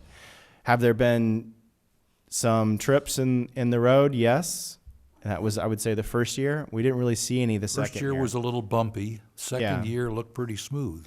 Yeah, and really has been, which is a testament to kind of them hitting the ground running and learning through these conditions. They're agreeing to them, but they're not necessarily seeing what those agreements actually live up to, boots on the street to a certain degree. So it's been an interesting learning curve, even from staff standpoint, in terms of learning how we can ensure that these events are successful, but also mindful of the surrounding community. So with that, certainly staff is here to answer any questions, but really kind of what we're focusing on is the condition that requires that annual per diem review. Condition 27, yeah. Or I think it's de novo. I think I used the wrong term there. Per diem would be free. You had a comment on page 3 of 5 regarding the unhappiness or frustration some of the participants faced in terms of crossing Ojai Avenue. And you're indicating that the ATP project would perhaps allow for this to happen in a safer manner. Who controls that, and when do you foresee something happening there? So the control lies with Caltrans. However, we have plans that we've been working with Caltrans on to a certain degree from a design standpoint. That's the first question. The second question is when do we foresee it? I don't have a crystal ball on when that's coming forward, and it's not anticipated that I would have one in the near future. I do know that council will be tackling this and wrestling this in the coming months. You're speaking, though, of having a sidewalk along the south side of Ojai Avenue. Correct. Between Country Club Which and is what the Bristol. plans, which is what the design plans identify, correct. Which would then solve this. But I would say this, in 2022, yes, it was an issue. These individuals were used to walking and basically within an area that was presumed to be unsafe. Outside the fog line, but in the street. Right. And instead, what's been happening and what happened in 2023 is a rerouting along and through the trail itself, which is really the area, either the trail or there's a property that also has overflow parking as well, and there's a gate there for access purposes. So either one of those serve a purpose in this case. So it's resolving that issue. I mean, from the surface, ATP potentially resolves that, and we look at different circulation from foot traffic standpoint. But until that's built, approved, and then built, it's a foregone conclusion. We still got to work with what we have on the ground currently. Who pays for that? I don't know that I want to get into that specifically because that's not really a matter that we're being discussed tonight. Yeah, the 30-second there is a collection of grants, mostly from the state. Yeah, I don't want to get into details of that because that's not necessarily something that's on the agenda for tonight. But yes. Okay, John? Yeah, what you mentioned an event that is growing and now has been split into 2 days. Is that the Deck the Halls? Correct. Got it. Okay. They have a good problem there, but they're also finding good solutions. So And they've been responsive as problems have arisen, which was not the case previously. right. So before they felt like the provisions, we've had this discussion before with a room full of people about whether or not they were wanting to follow those provisions, and they felt like they weren't required to. We've all had that sit down and kind of coming to the realities that exist. Yeah. And because of that, the applicants have one, like I said before, followed the conditions, but two, recognize that when they're asking specific questions about the conditions, they want to understand what their role is in responsiveness to those conditions themselves. Jamie? Can I ask, does this applicant also own other properties that are similar to this? And is this going to be an extensible model for them to use on their other properties? Or do we have any insight into that? I can speak to the factual piece. The opinion piece is something I cannot speak to. The factual piece is, do they own other properties? Right. And the answer is yes. Operate. They own and operate other properties. Well, operate other properties, yes. Are they within the city of Ojai? Yes. Okay. You're asking the second question, which is an opinion question I cannot answer. I know that. They have not yet presently applied for similar events at the other facilities. Well, hold they on. own. That's Yeah, not right. true. Yeah, they did apply. There are applications that are in, They've yes. applied. Yes. They have applied. They're working through the process currently. So there's an incentive for them to do a good job on this property Yeah. if they have an ambition to activate their other properties in a similar Well, fashion. just to keep from clashing with the city, there's an incentive to follow the rules on this first property, for that matter. One could argue this is a case study. Yeah. Yep. All right, questions for staff being over, can we hear from the applicant? Someone wish to come up and talk to us about the project? Hi, Commissioners. Hi, Lucas. Yeah, I mean, we've learned a lot from the conditions and the CUP, and it's been a really good growing process for all of us professionally and for our team, and also, yeah, we were able to get the parking lot behind us for the Deck the Halls event at the Mormon Church. So that was really helpful, because then people could just go through that and go straight to the bike path and straight to the back. So there was no interference with the traffic up front. That's the best alternate parking you have. Yeah. So we were really lucky with securing that parking lot.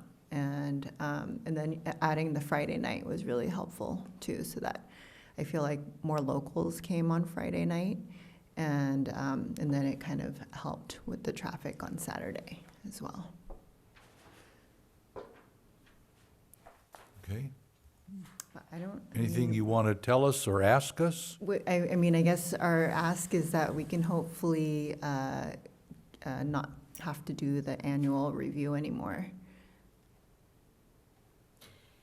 If we eliminate the annual review and the complaints go up, is there a way to make it come back? Mm-hmm.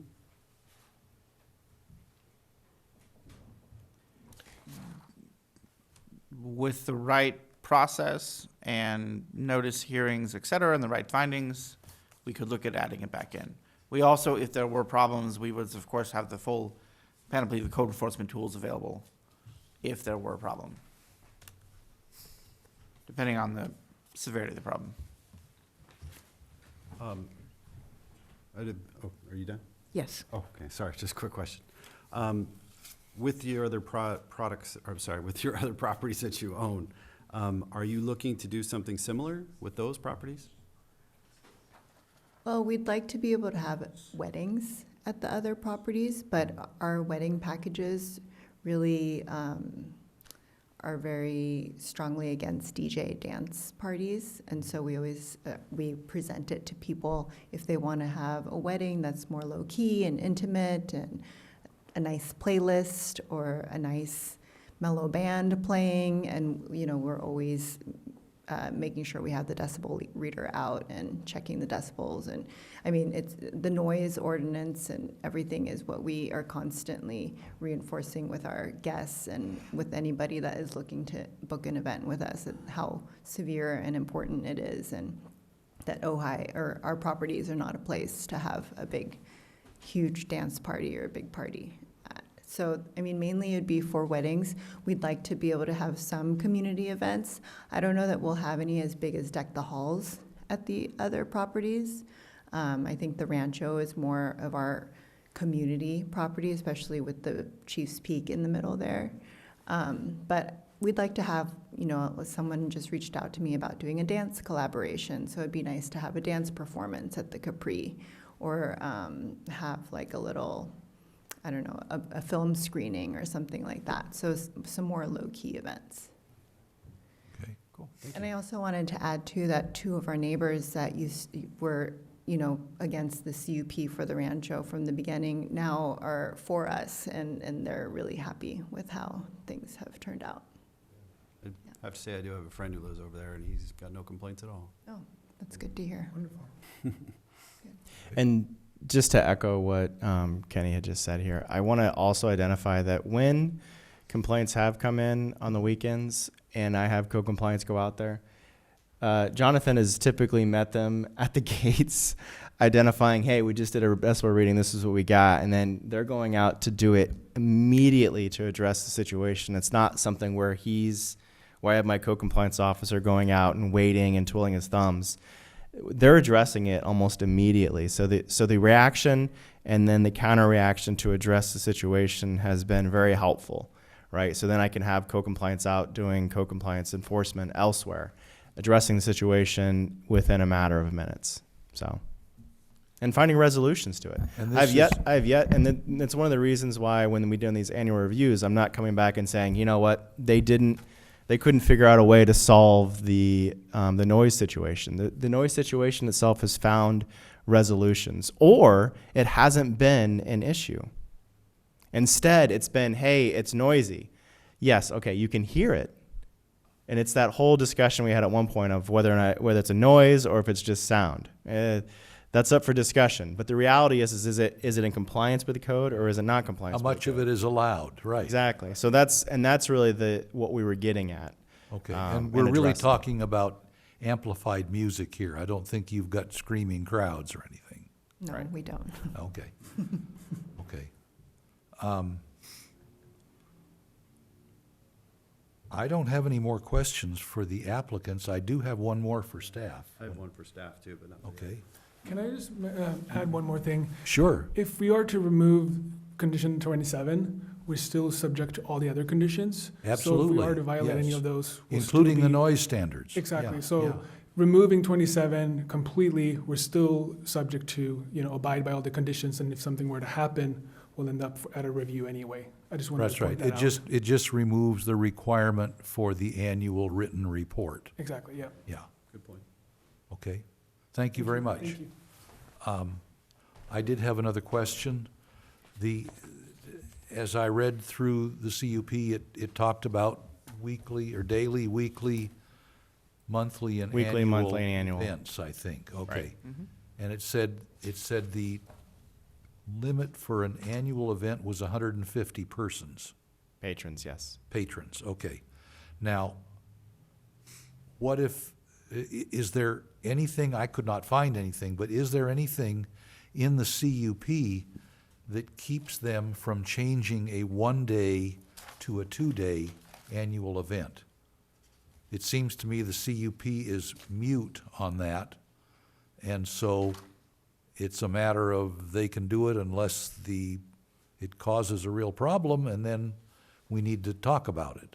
But- Yeah, there's nothing in there that transforms it from a 1-day to a 2-day. I would say this, the parameters on the patrons is what triggers the weekly versus the monthly versus the annual. Right? So for Okay. instance, during the first year, there was, I think it was Folk Steady or something like that, when code compliance had gone out, they had identified that they were Oversubscribed for the event. Right, so then it Okay. triggered the annual. Now, granted, they didn't necessarily realize the ramifications, so once we started explaining it to them, they're like, oh, so we need to address this at the forefront versus, hey, if it ends up spilling over, it spills over. It's still considered a monthly, where it's like, nah, not exactly. Let's make sure that you understand what that means. There was kind of an education piece for us to explain to them and vice versa in terms of how they addressed it into the future. So Folk Steady then came in under the number when we went out and did a head count Okay, for the well, last year. let's take another example then.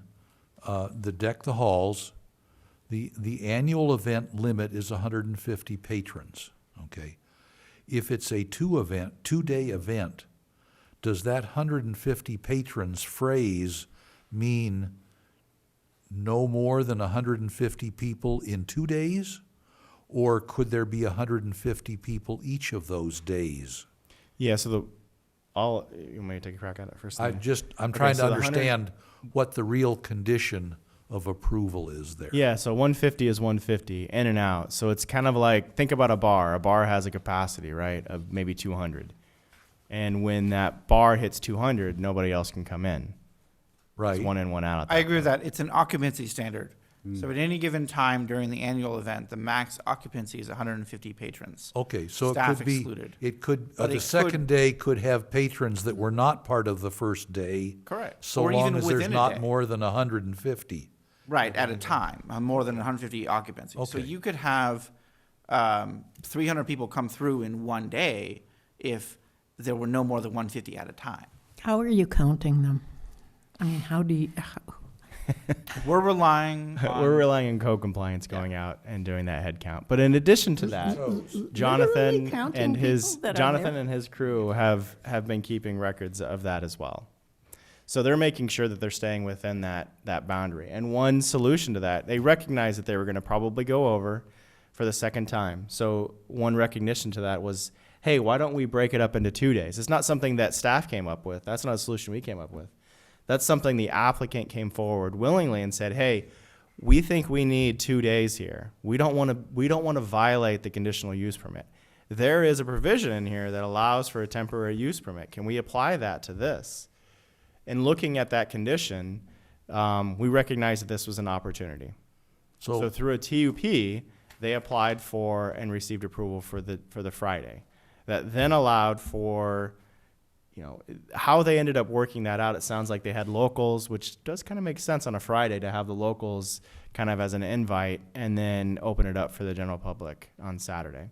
Recognizing the locals aren't going to come for a second day. They've already seen it all. Okay, well, a follow-up question.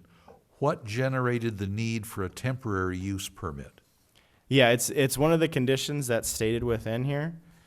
And let's see which one it was. Tell me again, because I missed it. There's an allowance for a TUP for one additional annual event within the same calendar year, which is a sub. Was this, It's a subset of Is 22. is this two-day event considered to be two events? And thus the second day is a third event that requires a TUP? Yeah, because it's at the end it says each annual event must be separated by at least 60 days. I think we viewed it as a 2-day, one event, 2 days. Yeah, one event over 2 days. But because the prior situation hadn't contemplated 2-day events, a TUP was done to make sure that all was kosher. Okay, well, Under condition now, 22. now that we understand all of the conditions, provided that was it folk study or some such? Folk study. So long as that and the deck the halls are more than 60 days apart, does the 2-day deck the halls require a TUP? I would say per these conditions, yes. On what basis? What condition generates the need for a TUP when you have a 2-day event? The fact that it says a temporary use permit may be issued for one additional annual event within the same calendar year. Okay, if there are 2 annual events, one of them is 1 day and one is 2 days, we still only have 2 events. Now, Correct. I see what you're saying. One could come in and say a TUP is not required if it's the same event happening over a 2-day period, Okay. right? There is that limitation. And that would likely, if we were to look at it from that standpoint, would not require a TUP. Now, this body could come in and say, hey, let's potentially rewrite 22B subset III and clarify the TUP requirement. Meaning if it's an annual review or an annual event, that annual event can occur over a 2-day period and still be considered an annual event.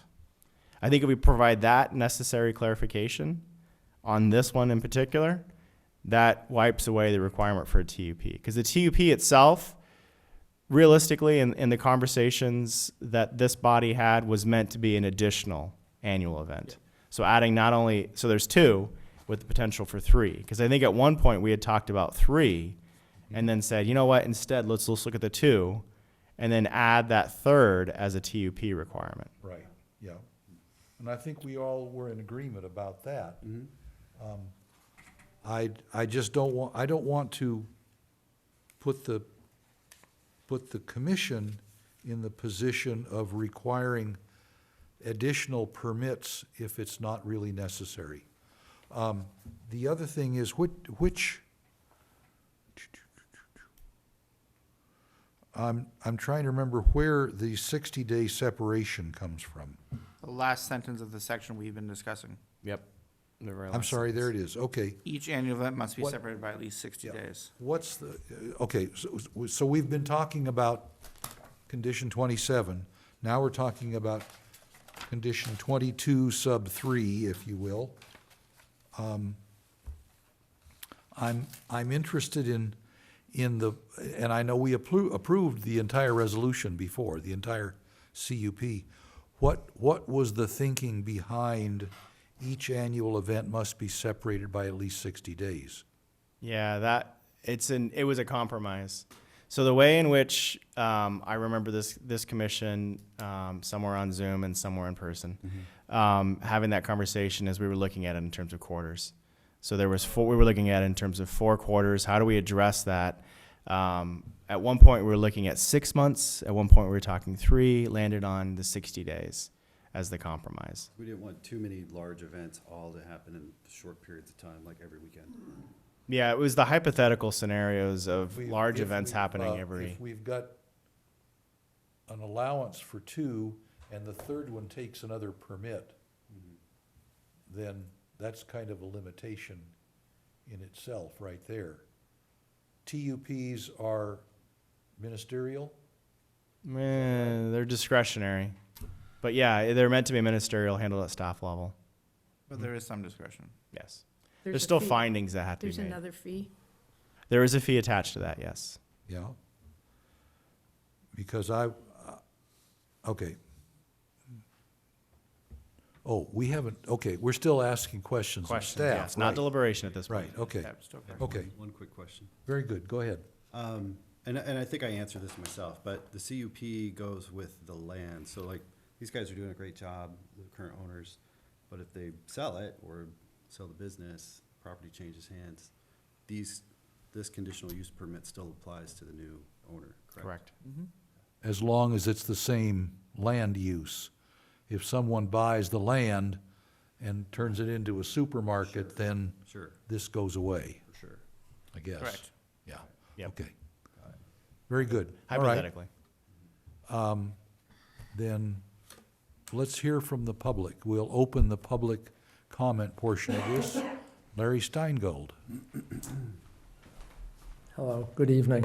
I've been there, it's very nice, the activities. It's my understanding that the reason they come here every year is to get the blessing that they can continue their business, correct? No, No? Okay. no. It's a review of the conditions. Right, but if Right. they're in violation of the conditions, you can pull it If it's, Appropriate process, yes. with the appropriate process. right, there's, Right. yes. So one of the conditions, if I remember, was parking. They don't control 100% the parking. They go out and they make deals. They don't lease the parking for the same time as their lease, correct? I'm assuming, right. They have agreements. If you're asking, do they have agreements Well, with they have other? to control their parking when off-site they, so if they areas, lose the yes. parking, right, that now they're in violation. No, if they lose the parking, the ability to run certain events is Certain reduced. events. But the basic Okay. hotel use is properly parked. So the reason they come here for the annual review is for what? Is it like a sword of Damocles hanging over their head? Yeah, I'll answer that if you don't mind. It's to address each and every event that they have. Those events are weekly, monthly, and annual. Now, what ends up happening is it's a report both by staff in conjunction with the event managers that have been working through it the entire year. We compare notes, and we compare notes throughout the year, but really we're comparing apples to apples to make sure that everything that we've seen out there is consistent with how they've been operating. If that's true, because it's a de novo review, if that's true, then our recommendation to this body is continue as they are. So if they come here, the review is blessed, they can continue, right? If they pull the review, if you no longer review it, the CUP becomes permanent? The CUP It is already is already permanent. permanent.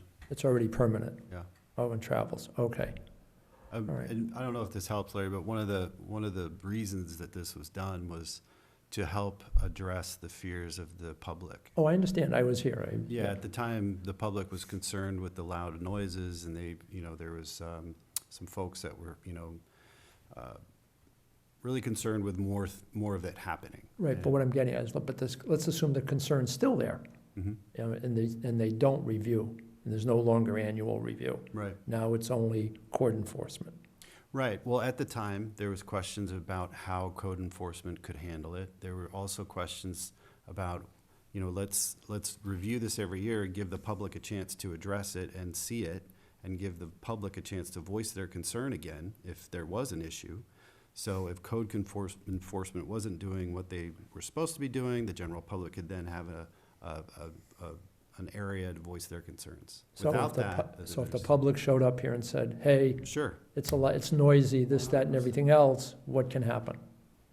Well, then we evaluate the. Would it, would be more code enforcement again, right?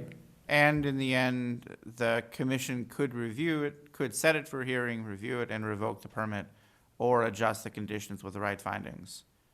Under both the city's codes and condition 26, which, no, condition 26. 27. We're removing 27, but 26 is the one that has the additional, they break the rules, we can come back and rediscuss. So if 27 disappears, you still can pull the permits With the right findings and process, yes. with the process. Is the process sit right here? Right. It's a public hearing at the planning commission, Mhm. Yeah. and the right Okay. findings and evidence behind. Yeah. All right, so this is going to be basically the map for the Capri and what, down the road? We don't know. Yeah, those aren't before us yet. No, no, but they opened the door for the conversation, so. Well, Right. and I Look- think it's good to point out, it was not only a noise issue, but it was the pedestrians on Ojai Avenue. Yeah, and people Well, weaving, you know, whether it's walking drunk or the- stoned or whatever, going back and forth to Yeah, their cars. I whatever. think that was a big part of it. And then, at the same time, we were also looking at Tipple and Ramble and the issues surrounding Tipple and Ramble and noise there and. Love social. And Love Social. Oh, that's right. And I'll tell you, I am frankly concerned about, you know, sort of creeping, you know, to borrow the Brits term, you know, the nanny enforcement brigade here. You know, I'm not sure it's healthy for the town or healthy for this commission to be spending its time reviewing, you know, the parking plan for a one-off event. And Well, but so, you're right. so I think we ought to be discouraging people from seeking that and using it for revenge and other things that was part of that had been part of the behavior that we were seeing back in the day. So. Fair enough. Thank you. Thank you, Larry. Yes. Come forward. You have card? No. But I always ask if there's anyone here present, Oh, that's good. Sorry, give us a card. I did not give you a card. Yeah. Sorry. Bill Miley. Question. Are other public serving businesses offering special events required to meet annual reviews? My background's in public health, so I'm comparing the annual review to the annual physical exam that most people have and are recommended to have. During the year, the doctor takes care of acute events, which in effect could be public complaints. And then annually, the doctor looks at the whole picture.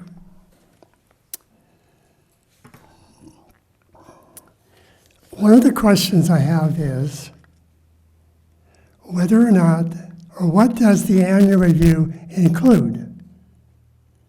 How much of a burden is it? How much time does it take? Is it costly? And that seems to me the risk that's involved. The reward is at the end of the year, can look back and see that it either went well or the events that exceeded the sound or the numbers were taken care of, as Lucas said, right away. It seems to me that an existence of an annual review could place the business in jeopardy if each year it has to run the process of the annual review with the possibility they might lose it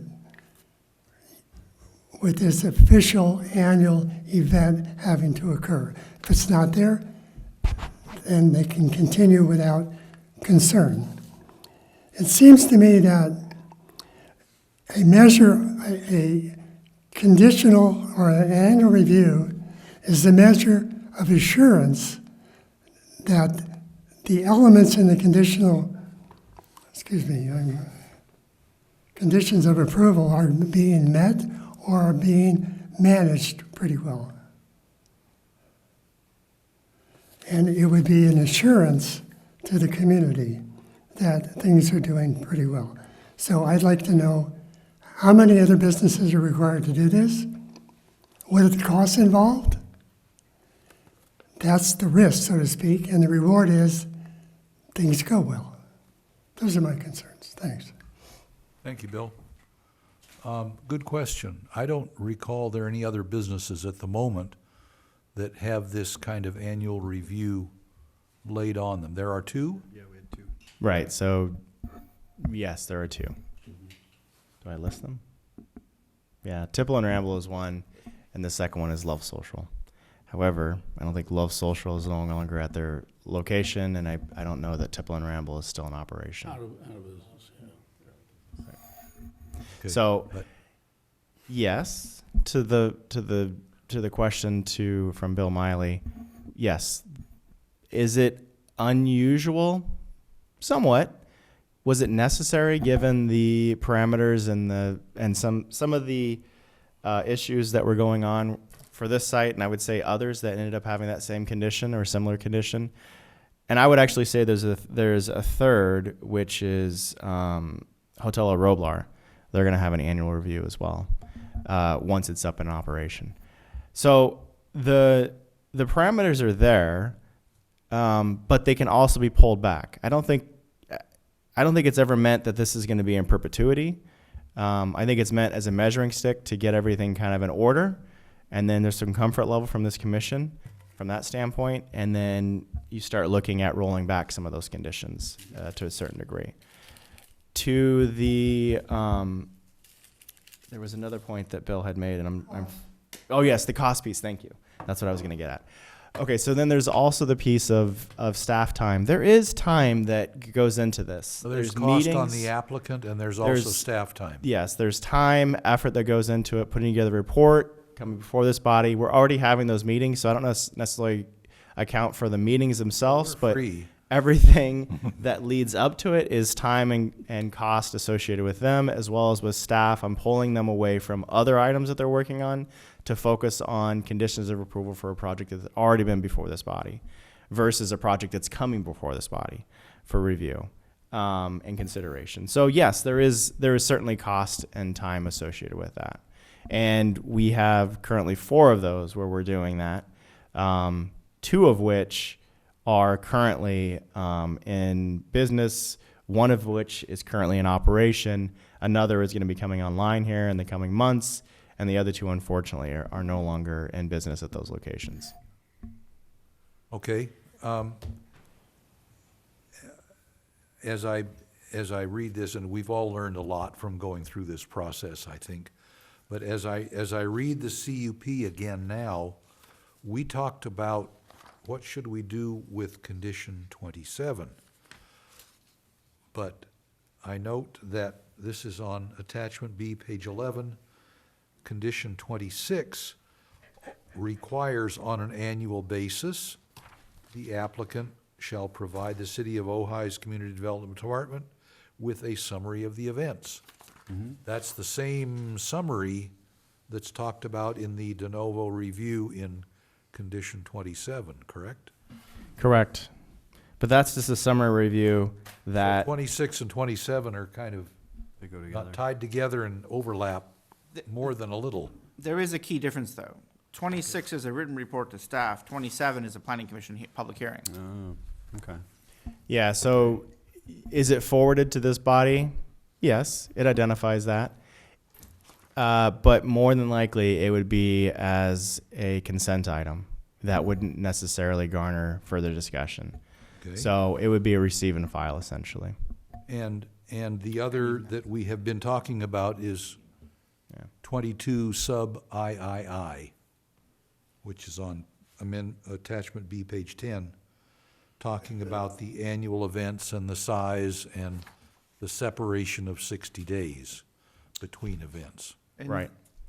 It sounds like that is not currently being followed, because Folk Steady was in November and Deck the Halls in December. The implied element is that an annual event can be more than one day, and we would recommend, if we're going to amend it, amending it to add a sentence that each annual event may be no more than 3 days per event. Add that as a sentence, and then it's clear. The event No. is I think that's 1 day, 2 day, or necessary 3 clarity. day, Yeah, and then you get only 2 of those a year or 3 with the TUP spaced apart 60 days. Here's to Chair Quillisi's question. You're asking about the Folk Steady event. Kenny or Jonathan, can you come up and speak to the Folk Steady event and then the if the staff Deck report the is halls. right and one was in November and one was in December. Yeah, I want to make sure that that's correct, Unless it was factually November correct. 1st and December 31st, that Right. might be 60 days, but I don't think that's what it was. No. Can you remind me? I'm trying to remember off the top of my head. I thought Folk Steady was more in the spring, but Folk study is, I think, depending on, it's not a monthly ongoing thing or an annual ongoing thing that has a set date to it. It just depends on when we collaborate with Greater Goods, which is a nonprofit, and when they have the band together and they would put on a show. So it could be a monthly event or it could be an annual event. We've had both. okay, so that's actually a good point because they have had multiple Folk Steadies that have been monthly and then have grown into annual. So I think that's actually a good point. So the one that grew, November was an annual event? it or- grew into an annual was meant to be a monthly. So we counted it as an annual, which then bumped up against their big event, which is the Deck the Halls. Right. That was in 2022, if I recall correctly, right? Which then we addressed in 2023. Well, the admin report talks about November 2023 and December 2023. As an annual event or as a monthly We don't event? have the. Just this- has the names of the This report doesn't events. give us the patron count for the November 23 Folk Steady events. I don't know what that patron count was, whether they were above or below 150, which is a trigger between I monthly. don't have that data in front of me. I'm sorry. I know in 2022 it bumped itself up to an annual, but I think it was always the intent for it to be a monthly. So this report might actually have an incorrect piece of information calling Folk Steady an annual event when really it more than likely was a monthly. But I'd have to confirm that. Okay. And notably, all of those were in the past, so they happened. Yeah, but I think However they happen to to happen.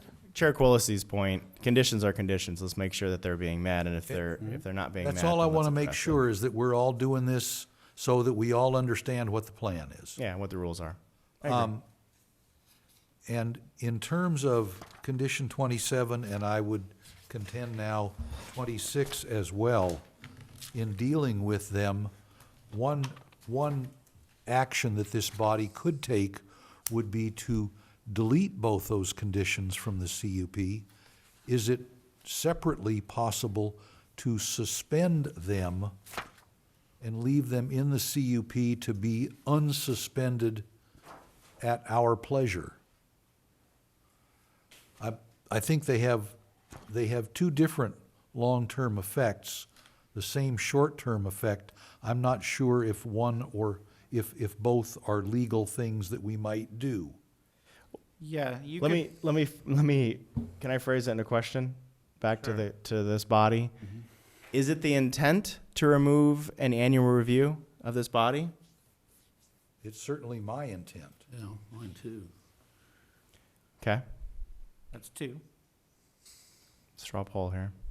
Well, I think we need to discuss. Yeah, we That's do what we're need here to for. discuss It- it. Yeah, we're trying to understand where but- we're going. Because 26 and 27 have a very similar path. The difference with 26 is that there's very little discussion. It's more of a receive and file from staff standpoint. So there's a lot less work on our end, unless we're finding that there's complaints or issues that have been drawn through our over the last year. It sounds like it's the same cost to the applicant. No, because 27 still requires them to come here. Yeah. The difference is whether we always hold a planning commission hearing or not. Correct. Okay. And there is a cost to the 27. applicant for coming here and being in this meeting. Have we gotten to the discussion portion of this yet, or are we still I on think we're still staff? asking questions of staff, and Okay. we've heard from the public. I don't know. If there's any more members of the public, otherwise you could proceed to Yeah, discussion. Sherry, is there anyone out there with a raised hand? No. Okay, then we will close the public comment portion of this public hearing and just discuss it among ourselves. Judy?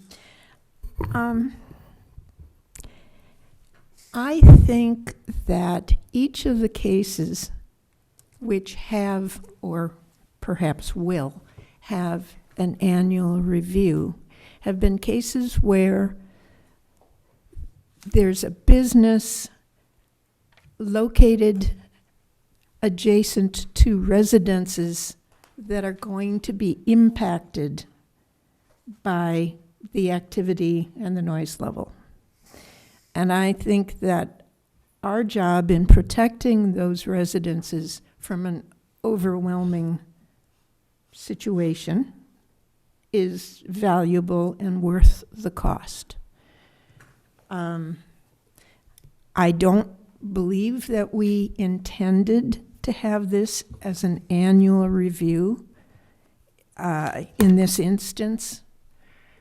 And I am ready to let that annual review go as long as the staff receives the report in item 26 and considers the business as continuing to adhere to the conditions that we've requested. So as far as I'm concerned, it's up to staff to assess, it should be up to staff going forward to assess that and bring it to us if needed. Okay. Okay. Yeah, my thoughts. I mean, CUP goes with the land. So what we're doing is we're basically saying, hey, this business was originally designed. Is your microphone Can turned you, on? yeah, speaking in the microphone. So thank what you. we're saying is originally this business was designed for these set parameters. We're expanding that and allowing people to operate beyond what they were originally doing. And that's kind of why we've set up these, since we're going into uncharted water here, let's kind of review it. And at the time, I don't know if we had a large amount of faith in the code enforcement process. So this was almost like a de facto code enforcement process that we, were putting folks through. And to help appease the general public at the time, a lot of these, like to Judy's point, were concerns from the local neighbors, from the residents that live next to these businesses. They're seeing that the businesses are changing beyond what they originally were. So there's natural concerns there. Also, we have to kind of balance, and we have a lot of tourism in Ojai. We have to balance kind of this tourism and this residential life that we, are in. I don't want to say we're becoming like a Palm Springs, but these kinds of things make it more like that. Santa Barbara goes through the same problems. So we have to kind of figure out what works for us.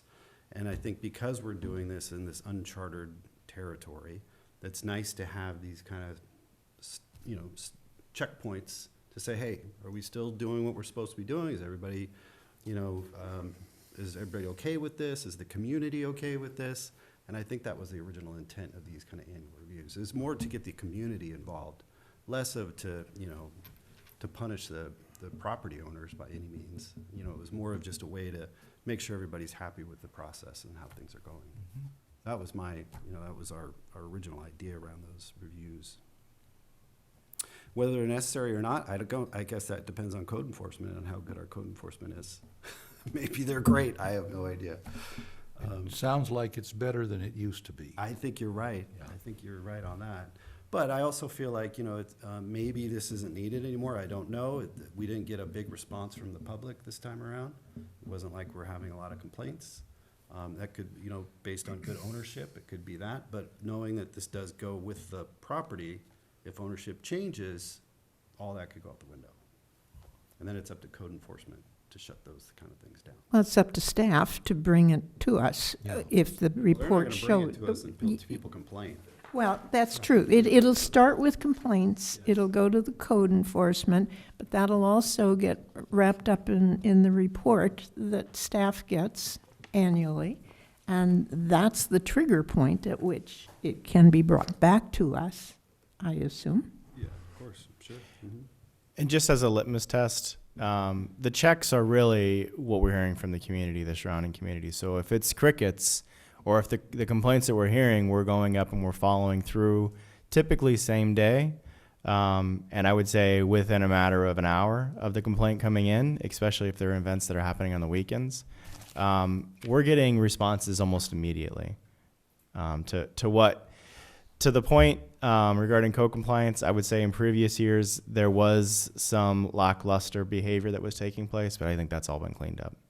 And just to add to that, historically, and I'm thinking here back in 2017, 2018, 2019, when we had some serious problems with this site, code enforcement wasn't always present on the weekends. Right. So other individuals attempted to serve in that role. That, and the sheriffs were involved at different times and so forth. That is much better now. We have code enforcement every weekend, some portion of the weekend. They're proactive in addition to being responsive to resident complaints. So that aspect has been significantly improved through management and personnel changes. Okay, cool. Do you wanna, I don't know. Jamie, thoughts? If you're gonna let Larry speak, I'd let him speak. Okay. Because the owners of the business are doing such a great job, and because our city is up to snuff on code enforcement, and because this does go with the land on a sale, could you make a condition that upon or prior to sale, not after sale, that a review of the new owner's business model could be reviewed, and that he would be put on a yearly review, because we don't know how good they are. My guess is they may be worse or they may be better, but we don't know that. And because it goes with the land, just make it condition upon sale. Take away the yearly review. Fine, no problem, done, great. Except when they go to sell, then it kicks in for a year or two or three, until the new owner shows their mettle, that they're great and wonderful people, and our city is still up to snuff. Other than that, Not a bad point. Thank you. Is that something that would be legal? Yeah, because the CUP still exists. The annual review doesn't revoke it. We can only revoke it with the right process and hearings. But if a trigger event happens, like a. Right. We could- So we if a could sale or modify a the change in conditions operation.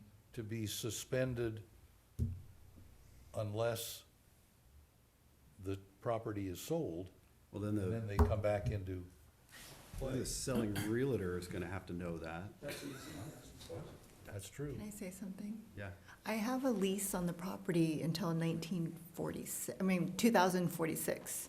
So, have a but lease. even have a if they lease. sell the property, Okay. then the lease goes with the property. You have a lease, you don't own the property. I don't own any of the properties. That's why I use the phrase So, operate, not yeah. own. So I have 30-year leases that started in 2016.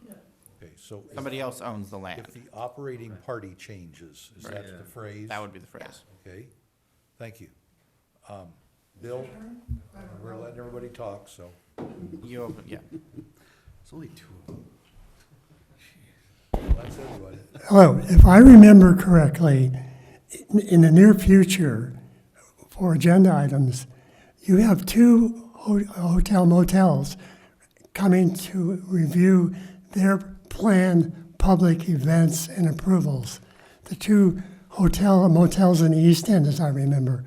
And it would seem to me that they would actually be requiring the same review that you are giving these folks over here. So it's a bigger picture. It's a useful procedure, yeah. Yeah. I think, and I don't know if this model would, I think they're each separate cases. I don't think this is gonna be a blanket for. Okay. Vice Chair, when you're speaking, can you speak? Oh, sorry. Sorry about that. It doesn't track Sit us. up. Yeah. Sorry, can I also Yeah. just real quick, since everyone else is speaking? I'm curious to hear what Lucas has to say about someone who has a CUP without the condition 27, and they are in violation. Let's say we play out the scenario that the property's been sold, someone takes over the business, the CUP, and they operate, and they're in violation. What happens to that CUP? I think that's like a relevant question to talk about. That goes with the property, which means with the owner of the property, correct? Right. So there's not a 3 strikes rule. I know on some of the other projects that we had looked at, there was kind of, this is what happens if it happens 3 times. Here, instead, it's a review. Condition 26 would probably apply. In addition to that, if we are hearing of multiple complaints, like let's say, for instance, the property sells or the business entity changes hands and it's a different owner that's operating the facility itself, and they're not wanting to comply by those rules, instead they're setting their own, then more than likely I have the power within here per condition 26 to say, hey, I'm kicking this up to planning commission because I've got multiple complaints that are coming in, and these are multiple complaints that are coming in that are significant concerns beyond the records of noise and operation and maybe parking that's not necessarily being complied with, a whole host of other pieces. If the one piece that's coming in, let's say, for instance, they're still in operation and 10 years down the road, something else comes up and I'm not here, these conditions still hold true, where they can look at that and through 26 say, hey, are you, through your business model, are you still consistent with what co-compliance has been seeing out on the field? If it still matches up apples to apples, then it's a non-issue. If it doesn't match up to apples, then we're typically having a conversation where they're coming into my office or vice versa, and we're having that kind of in-depth conversation where, hey, either you shape up or we're having a larger discussion before a public hearing. Got it. So you're still doing the review, you're just doing it administerial, kind of. The idea is that, yeah, by getting rid of 27, now we take it in-house, let staff 26. do their work. 26 We is do the- really the good work here. I like that. I know there was, one of the reasons for 27 coming on board and some of the language that was put in there, there was some fear factor because there was a lot of complaints that came in and there was a lot of co-compliance issues. Obviously, there was an educational piece, I think, on both parts. Us educating them and them educating us in terms of what their business model was, right? And then understanding that, then we curtailed the conditions of approval to kind of fit within that model itself. Also recognizing that the surrounding community, we needed to address those impacts as well. And There was some concerns. from what I've seen over the last 2 years, now obviously I wasn't here in 17, 18, 19, I was elsewhere. But since I've been here, they've been willing to come to the table to have that conversation. And even when there was discrepancies in terms of the conversation, we still found some sort of common ground in terms of how that operated. Now with The other 20 point I'd add real quick is, independent of any of the conditions, if any of the conditions are violated, the municipal code allows the planning commission to revoke the permit. Right. And revocation requires public hearing, notice, but it can be revoked if it's operated in violation of any of the conditions, if they've not been substantially fulfilled or violated, or if the operation of it becomes detrimental to the public's convenience, health, interest, safety, or welfare, or it creates a nuisance. And all of that's independent of these conditions, that's under the code. All that vague language, yes. Correct, but vague enough that if there's massive community complaints, Yeah. we'll set it for revocation. Okay, well, I'm wondering because 26 and 27 are slightly different. 26 produces all the data I think they're for a public hearing vastly different. under 27. I don't know about vastly different, but they're different. You can't have 27 without having done 26. Agreed. But we can you do eliminate 26 27 without and doing keep- We can, 27. we can eliminate 27 or suspend it Either is fine. yes. pending a change of the operators. You made a good point about the ownership. Yeah. Someone else could buy the land and the lease goes on. And what matters isn't who's, the landlord collecting the check isn't the problem, That's right. the problem solver or the problem creator. It's the operator of the hotel. It's the operators of the facility. Okay, so you're suggesting that we suspend 27 until there is a change in the operator. of the facility. Okay. Okay? And on 26, I'm looking at that. I suspect the first year, that was a horrendous job on the applicant to put together, quote, a summary of the events that have occurred and identify which category they fall in. The latter's not hard, but writing up a summary of every event has got to be painful. On the other hand, that may be reusable wordage. No, the interesting thing is these are weekly, monthly, and annual events. So each one of them. So there's obviously a lot there of was a them. lot more weekly events that they had going on, a lot less of the monthly, and then obviously we know the annual events that were taking place. The write-ups were, look, in the first year, I think in the first 6 months, I think Jonathan brought forward a proposal of what his thinking. I think in the first 3 months, we were figuring out a strategy on how we were going to work this through. It ended up being an Excel document, which is what this body has seen. So it made the most sense. It also followed with emails that they had provided as well to And kind that of sounds, track. that sounds like less effort and cost on the part of the applicant. Oh, yeah. Right. So, well, they're already running the events, so there's a whole organizational piece. And then on top of that, they're coming back and they're tracking the events themselves to say, hey, this is what we thought we had on the street. What was your guys' look? And typically, we've got code compliance out there addressing it and there's then a monitoring complaint, it yeah. and doing a quick walkthrough. Sure. Yeah, they already, I mean, we have a new code compliance officer as of, well, it's not that new, I guess now, almost 6 months. And they've already met the code compliance officer. So. Okay. Okay, maybe we can leave 26 alone then, Yeah. I think so. for the moment. Mm-hmm. Back to 22 sub III. I would prefer to see something that makes it clear, as the city attorney said, that an annual event can be spread over no more than 3 days and still be a single event for purposes of this CUP. Second, I don't know, I don't see the need to separate them by 60 days, but I'd like to know what the rest of the commissioners think about that. Well, we put it in there so you wouldn't have, I mean, I know annual events assumes that it's gonna be every year, but you could theoretically have a Monthly event events could be every 30 days. Yeah, you could have one like, every, just change the name of the event, and it's every, on the third Tuesday of every month, we have this annual event, and it's just compound. So this was just Well, to except separate that, those out. except that it says shall be required for more than the 3 total annual events, not 2. Right. So they are actually allowed 3 annual events at the moment.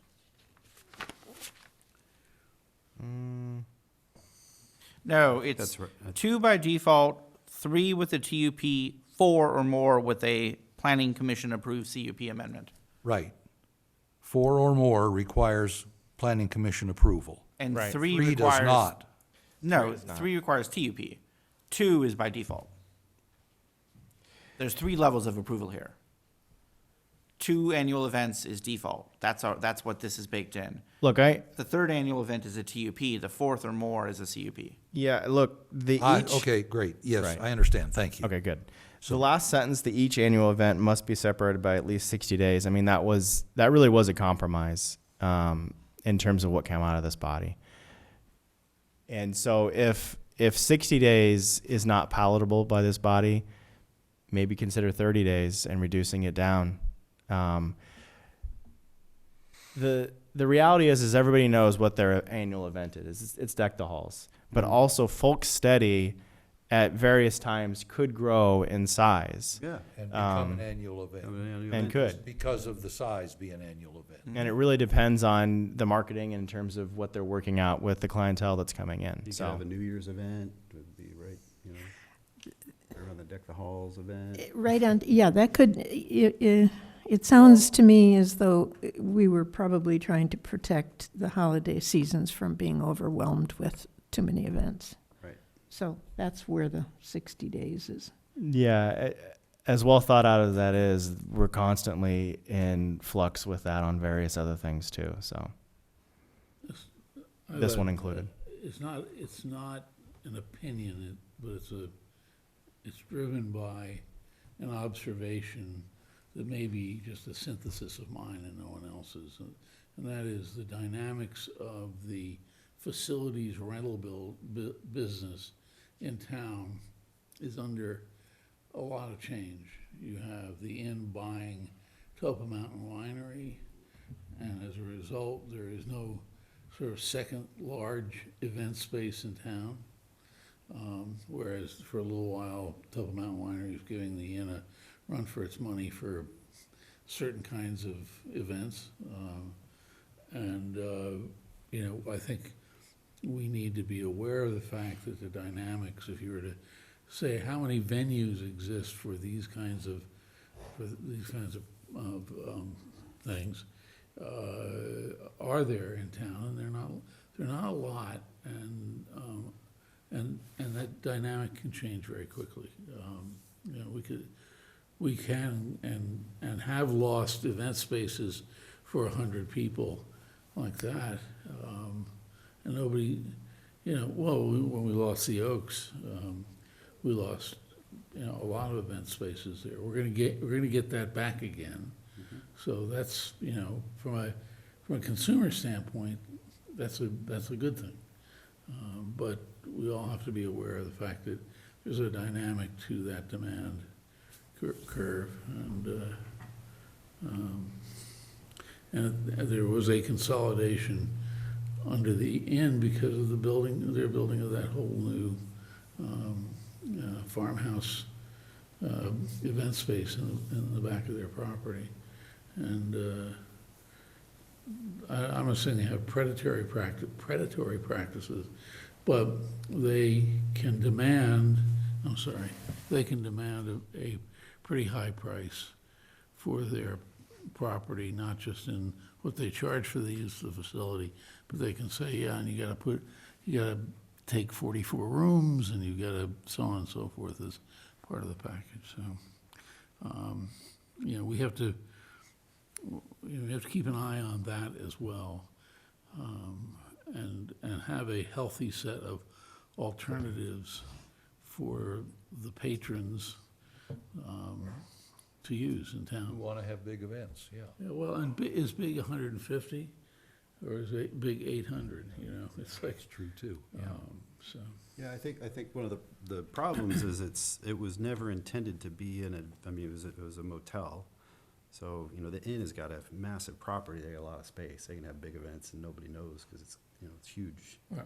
But the Rancho is a small little place and it's right on Ojai Avenue. There's very little parking outside of that structure for non-motel related things, like for events. Right. So we're expanding its usage, which is okay, but that's why we put this in here, was to evaluate it. So we are doing exactly what you said. We're opening up that opportunity for these things to exist. Yeah. We're just trying to do it cautiously. Yeah, no, I get it. I was here Yeah, during yeah. that period of Yeah, time. just- When yeah. we were saying yes, but, and the but was, Yeah. you gotta follow all these rules, and Yeah. it's, you know, and you gotta come back to us. Yeah, and I just am saying that what this annual thing was, it wasn't unreasonable at the time. I mean, maybe it doesn't make sense now, I don't know. But I think at the time, it was certainly reasonable. And I think it does apply to some of these other businesses that we have, you know, recommended it for as well. Because we're expanding their usage. They were never meant to be what they're becoming. If that makes sense. It seems to me we have perhaps 2 or 3 different decisions that we need to make here, either to instruct staff or suggest staff come up with appropriate wording to accomplish some goal. Yeah. And I suspect we probably ought to vote on them separately. You think, city attorney? That'd be fine. It wouldn't, we would, it'll all get embodied into one resolution. So, I guess what, but if there's not, Well, if there's we may nothing have, that creates 3 votes, then you could adopt separate resolutions modifying unless they are inconsistent. I guess I'm just unclear on on 22, number 3 that you're outlining, that you wanted to make some changes on. I'm not real clear on what we're doing. okay, well, let's talk through it again. Okay. The first one is maybe the easy one, 27. I got that, yeah, 27, I'm okay with. I would suggest that a compromise might be that we suspend 27 unless and until change. the operators of the facility change, in which case 27 goes back into effect Right. on the new operators. I'm good with that. Can we, Yes, sound I okay? agree with that one. Okay. 26, I guess, if we're talking about, Oh, wait a minute, Getting wait, a wait. spread- sure, uh-huh. Just going back. Suspend unless or until, I don't like that language. If we suspend it, we still want staff to be able to bring a problem to us from 26. That exists already under the code. yeah. Okay, so, Forget the conditions, okay. that's are- always are- true under the code. The wording unless and until doesn't Okay. impact that? It's about suspension. It's when is the suspension lifted? So you could do it as suspend condition number 27 until the operator of the hotel changes. Okay, but, Even while it's suspended, that doesn't block staff from bringing forward a revocation hearing. Got it. Because other Under, law allows under that, 26 or anything else. okay, the rest of the Good. code. Okay, so until yeah, is the word. All right. until. And 22 sub 3, if you will. Which is technically sub B3. Oh, B3? I'm sorry, B, It's technically it's 22 Oh, yeah, sub you're B right. sub 3. 22B3. Yeah. Thank you. Okay, As what follows, I, including weddings. there were a couple of things that Oh, that's that I another was thing. looking at. Well, first of all, does everybody agree on 27? Yeah. Okay. Yes. Then maybe we don't have to separately vote. On 22B3, I was looking for the city attorney's language to be inserted to say that an annual event could be up to 3 days and still be a single event, subject to the same simultaneous patron count at any point during the event. So, but you're saying, so that would be like, instead of a 1-day event, you'd say it's a 3-day event. During that 3-day event, you could have 150 patrons per day. No, it's 150. You The present language is 150 patrons at a time. At a time. At a Because time. it says the occupancy for these events shall not exceed 150 patrons. Right. Occupancy is tested at any given time. At any given time. So the So- max head count in the room or It in could, the it could space be is 150 150. different people, or it could be, there But it's there still could be capped at- some of, okay, but it's it's- still 150 people at one time, Which, over the 3 days. Like, at any time. At any time. At any Okay, point okay, that during makes the sense. 3 All right. days. Or for that matter, you could have a single-day event which runs 6 hours, but the average, the highest count it gets up to is 150. 150, yeah. Right. And yet you know the people who arrive when it opens are not the same people who are there but when it so, closes. so what that's doing is that's expanding the usage to include more days. Correct. So you're allowing, in, Yep. one of the issues that we were having was parking, so you're saying now now we're gonna have to expand it over a 3-day period for that parking issue. All these other conditions will have to go over a 3-day period. Noise ordinances, code enforcement over 3 days. They- Well, it was apply it, to- They apply to all the events, whether they're, Right, Was but it- this whether is they're just a- weekly or monthly or This is just a 3 annual. days. Could be 3 days in a row. Right. But you could have a weekly, and then a monthly, and then an annual on 3 But consecutive I days. guess my question is, why are we expanding it when nobody's? why? It hasn't been requested. Yeah, They nobody's asked, asking for they that. asked to make Deck the Halls a 2-day event. Right. 2 days. So why are we saying 3? That was a phrase that the city attorney suggested. I'm Which not is just a in suggestion. opposition to it. The commission can certainly cut it to 2. I like 2. You like Yeah, to? I think 2's fair. Yeah. So each annual event may be no more than 2 days, Well, if they're Okay. requesting 2, I think that's fine. I don't know why we'd go, let's give them 6. That works? Just make up Well, stuff. to be realistic, the TUP then was kind of the litmus test for this last year, and we found it to be successful. So Yeah, okay. All right, cool. Good. Okay, so 2 days. 2 days, I'm good with that. All right. Jamie? Yes, fine. Okay? Yep. All right. The other thing was separating by at least 60 days. Yeah, and I'm trying to remember, because I think the holidays were one of the issues. The other one was weddings, because we were talking about, having multiple weddings there, and I think that was another concern. May, June, yeah. Yeah. And the weddings coming under, Wedding season, right, wedding season, and the weddings coming under sub B4. So those are on a different metric. Oh, okay, not allowed on Monday through Thursday. Weddings are up to 100. But allowed between, okay, that's, yeah, of course, weekends. And yeah, the weddings you've got to allow weekends, because Yeah. that's. when They're people- unlikely to be 2-day events anyway, They're limited to no more than 12 within Especially a those calendar year. scales. I would think. Okay. Yeah. I mean, these days, What ethnicity you're, yeah, people are. Yeah. Yeah, it's 150 wedding, 150 person wedding is pretty common, I would think. Yeah, well, the limitation is not to exceed 100 patrons. weddings are capped at 100. Well, is there a sense of, I think changing 100 is that? kind of low on a wedding. I think, but, if the applicant's okay Oh, with it. let's not change things that we're not being asked to change. Right. I'm sorry? Let's not change things that we're not being asked to change. Whether they make sense or not? I think how many wedding To us or to patrons you have is not really, operators. it's Oh, we a could- number. I mean, you're gonna We put could in. ask the operators if the limit of 100 on weddings is a hindrance. Why? If I was an Why operator, ask? I would say yes. I think Commissioner Trent has a very good point. As a father of adult children. No, I understand. There's a certain problem if you approach a painter and say, do I need to have my house painted? Right. The answer is gonna be yes. Of course. I agree that changing the limit on weddings has not been requested. Or a It problem. could. I don't know whether it's been a problem or not. We don't either. It's not been requested. But we We've shouldn't make not up an had any issue. complaints about weddings, I think would be So a why, key data yeah, point. let's not Yeah, let's not create make an this issue where more there's not one. complicated than All it right, has well- to be. Reasonable compromise. We have 2 changes. The suspension with conditions of condition 27 Mhm. and expanding 22B3 to allow an annual event to be 2 days rather than 1 day and still be a single event. Yeah. Okay.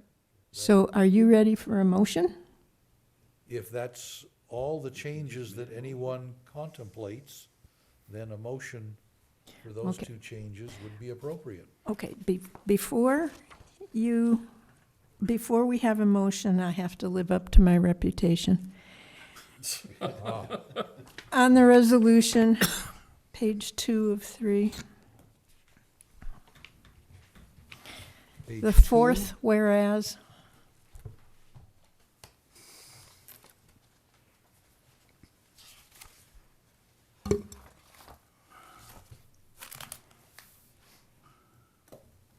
the fourth whereas, Mm-hmm. okay, you have wording Oh, which is incorrect. It's a dangling and? no, it's than is really then. Wow. Yes. That's pretty good. Hey, I got a reputation to uphold, and I shall uphold it. Hold. Good. That's a good fight. Duly noted. Okay, in that case, I would like to move that we accept the 2 changes already expressed. That's a good way Do I to do it. really have to try and, Plus mine. plus mine, yes. Plus mine. That's both Did you all get that motion? Yeah, a motion is to Let's- approve the resolution as adjusted. As, very good, thank you. So it's suspending condition 27 Correct. until Until the operator of the facility changes. Okay. Right. We'll add that as one of the conditions for the new resolution that you're taking forward.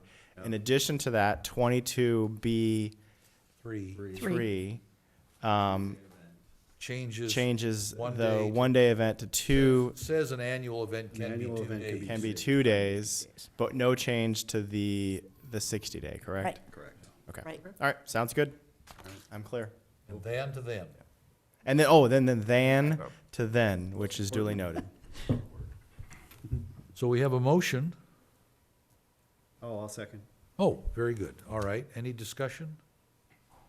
Sherry, let's call a vote on item 1, the resolution as amended. Bennett, Yes. Murphy, Yes. Trent, Yes. Quillisi. Yes.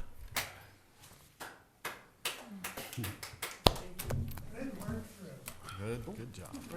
All right, we'll move on to item 3, future agenda items. Good night. Thank you. Was that, there's this section in the Week magazine to which I used to subscribe called Boring But Important. I think And we are here a now. lot of what we do, That's like 90%. That's a significant portion of the commission's workload, and mine and staff's. Yeah, but these are important pieces for sure, right? Because they help with the committee. And not only that, but tentative future agenda items for this body to be reviewing in the next amen. meetings and thereafter. As you saw at the meeting earlier tonight, we have an item that is now added to the April 17th meeting, which we already have 210 East Matilaha. That's an item that has been discussed by the Historic Preservation Commission, and they provided their recommendation. That's been forwarded to this body. And now this body is going to be reviewing the design review permit. You say that recommendation will be forwarded to this body when the case comes up. Correct. So you'll see that in the staff report. Now, 210 East Matilaha is the current Lavender Inn, Yes. okay? And what is the proposed detached expansion? We'll get into those details. I don't want to get into details, but there's an expansion, there's a lot line adjustment that's taking place where they're basically merging the properties into one. So Okay. we'll get into I think some I of know what those. property we're talking about then. Yeah, it's Maybe not. I Yeah. I don't want to get into too much of the details or into the weeds. There is definitely going to be a time and place. for that. Lavender That's Inn on the wants to 17th. expand. Correct. And that's this case. And that's this case. And on top of that, we'll be seeing 510 East Ojai Avenue with a draft resolution for this body to review and dissect, as we just did earlier tonight. Very good. I just had a question on that. If it's can I have a question on it? I know we already talked about it. I'm not sure that I can answer it, but we can certainly have a question. Ask it, we'll answer it if we can. Oh, okay. Yeah, maybe. I can't hear you. Sorry. Yep. Questions can't be asked if Maybe they I'll can't be heard. ask it in a broader sense. So with these affordable housing projects, not the ones that we're talking about, but future housing, affordability housing projects, when they come through this body, I'm still a little bit gray on what we can actually do. You're gonna hate what I'm about to say. Yeah. But I will explain how. First two words are very little. Well, very little, and it depends. And the reason it depends is because the state laws on housing, as we know from Alex's presentation and our discussions all the way through, Yeah. are such a patchwork. Yeah. If I fit in this box, we have this much power. Sure. If I fit in that box, we have this much plus power. If I fit Yeah. in that box, we have this little power. Fit in that box, we have all the power. So how much power we have in any given application depends extremely heavily on what kind of an application it is, in what zoning, in what number of affordability, what level, all of that. So it's impossible to answer in the general how much power we have. And Matt, it also depends on whether we've met our arena numbers or not. That too, and That fits into one of the boxes that Matt was. That's one of those boxes. It also depends for the ones that we're not going to discuss in detail, their site history and what may or may not be the case. Right. So it's unfortunately one where our power varies. Right. Because I'm trying to understand what is ministerial, meaning that we don't see it, and what we do see, and then when we do see it, what are we allowed to do? What are we if allowed to anything? decide Yeah, on? the old way was ministerial, you never saw it. Yeah. Check the box, that's it. Or discretionary was everything at the planning commission, you had complete power. Right. There's a new category of mostly ministerial or ministerial with some asterisks. And that's where the commission may see it, but we have, if it's, say, a Housing Accountability Act project, we can only deny it if it violates objective development standards and if it's contrary to public health or safety. Got it. Based on, summarizing a Is bunch that- of case law, based on public health or safety standards that are written and in effect at the time of And- the application. And preponderance of the evidence, I suppose. And all of that, no, most of that's clear and convincing in the developer's favor. The legislature keeps rewriting the standards. Okay. So it's all, that's the Do reality. we have a discretion over design at all? Like, Most of them, no. what about paint? Not you, we Yeah, can We ask. can certainly provide Ask. suggestions. Ask all of the above. We Okay. can't force most of that. Yeah. Or condition it Now, otherwise. Yeah. now, we still have the power to do structure separation for fire suppression? Mostly, yes. I say mostly because, again, depending on exactly what project it is, the state dictates setback requirements. Okay. Okay, so I don't want to get into too much more that's- detail, but I think that's as far as we can Yeah, go with no, that that's broad question, providing a broad response. Exactly. No project Okay. specific. But it also is in line with really the item that you're going to see again on the 17th. For May 1st, there is an appeal that's coming before this body, and it's identifying a director's decision to deny a temporary use permit. And this is for a project that's referred to as the Ojai Artist and Makers Outdoor Market, the Conscious Collective, which was in operation and still is in operation at the Ojai Women's Club. Right now, their operation is completely indoors, and because they're indoors, they can continue to operate. But being outdoors requires a temporary use Mostly permit. weekly flea market is outdoors, though. It cannot be Get outdoors. TUPs for that?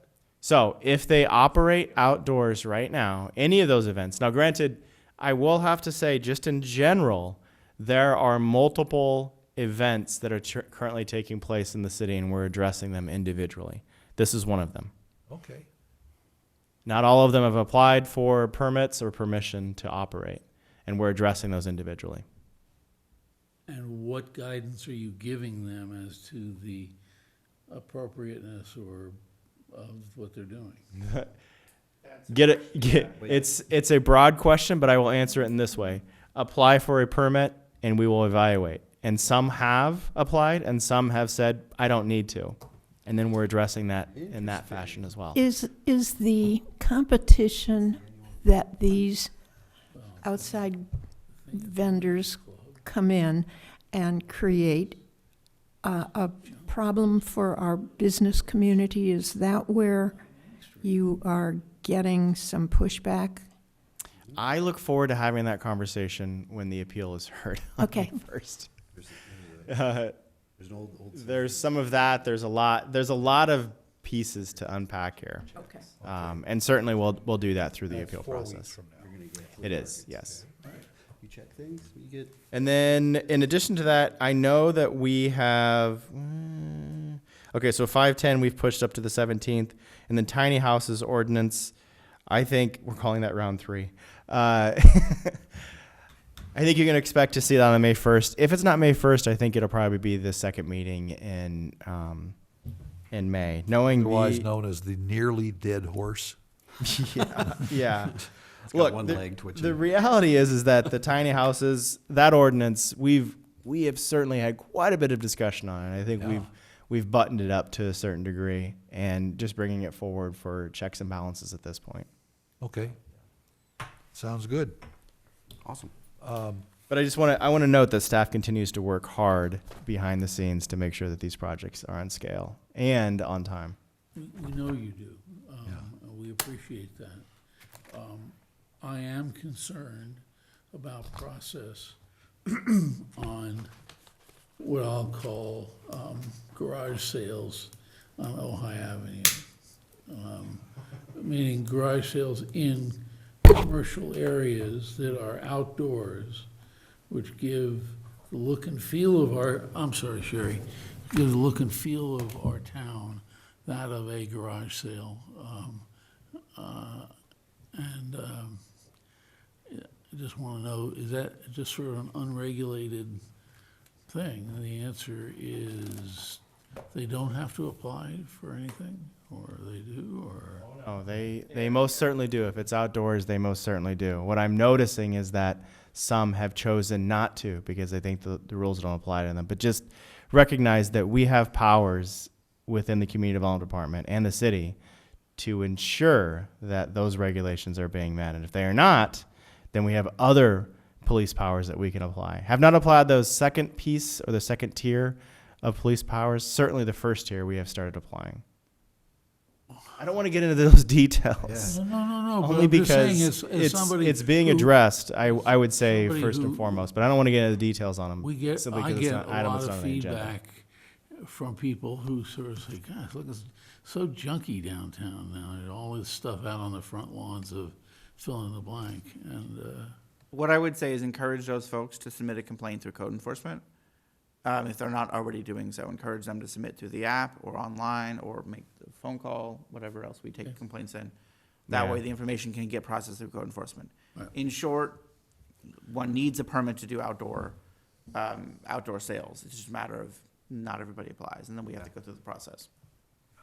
Right. I have one more just general random question. I apologize, but this was because somebody asked me and said, you have to bring this up.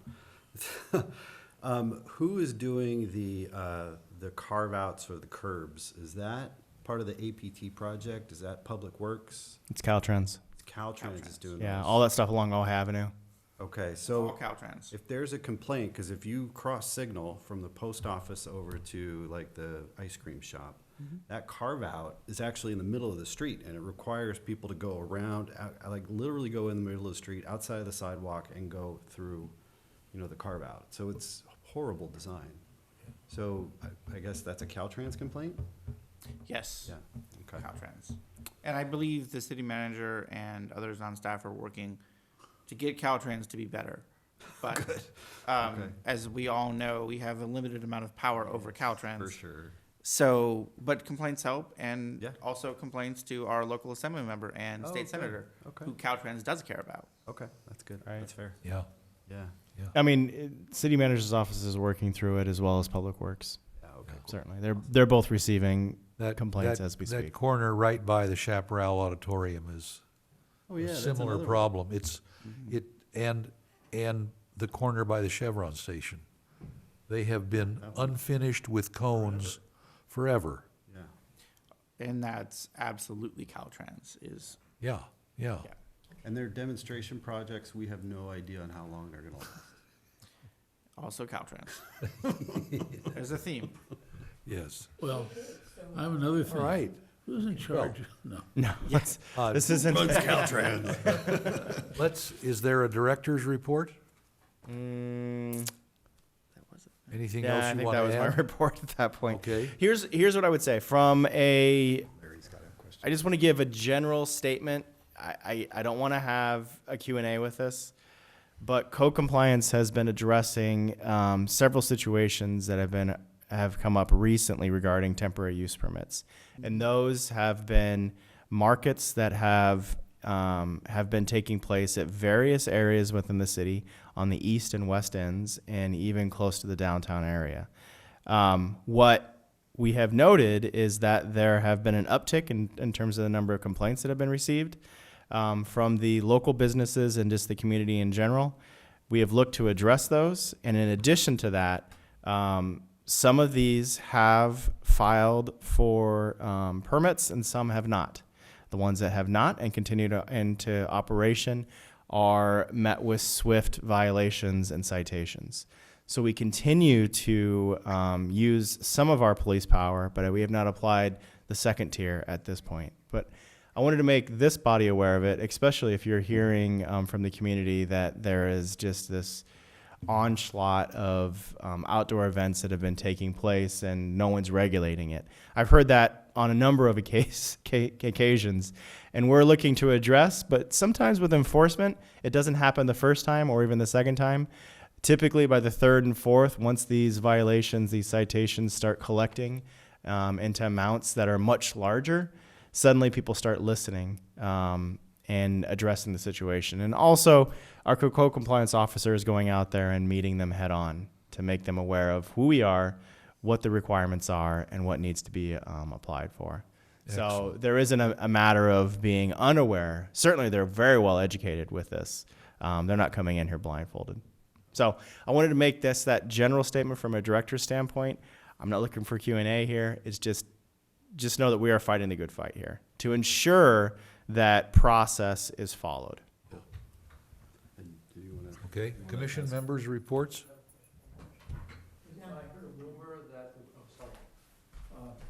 First, you gotta be recognized by the chair first. Sorry. Yes. Ask about the rumor. Oh, a rumor about a hotel at Sewell Park.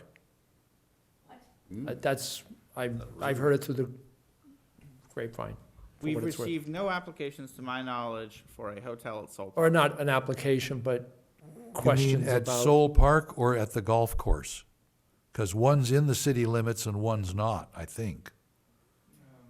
Both of them are in the city limits. Say that. Soul Park is in Soul Park is All I Long heard, County-owned land inside the city, and we're not aware of any applications for a no, hotel. not an application, but just, I don't know what rumors we Through- heard, but again, no okay, application yet. okay, no, that's fine. I just, because I It's the pick up first I've heard things. of that rumor. Only because I did real estate, I just. Gonna be a We hear pickleball things, resort. yeah, okay. It was just, no, it was just, I.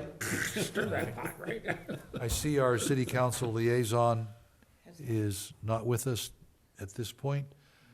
Seeing no other business before the commission, it is 8:46, and we are adjourned. Thank you.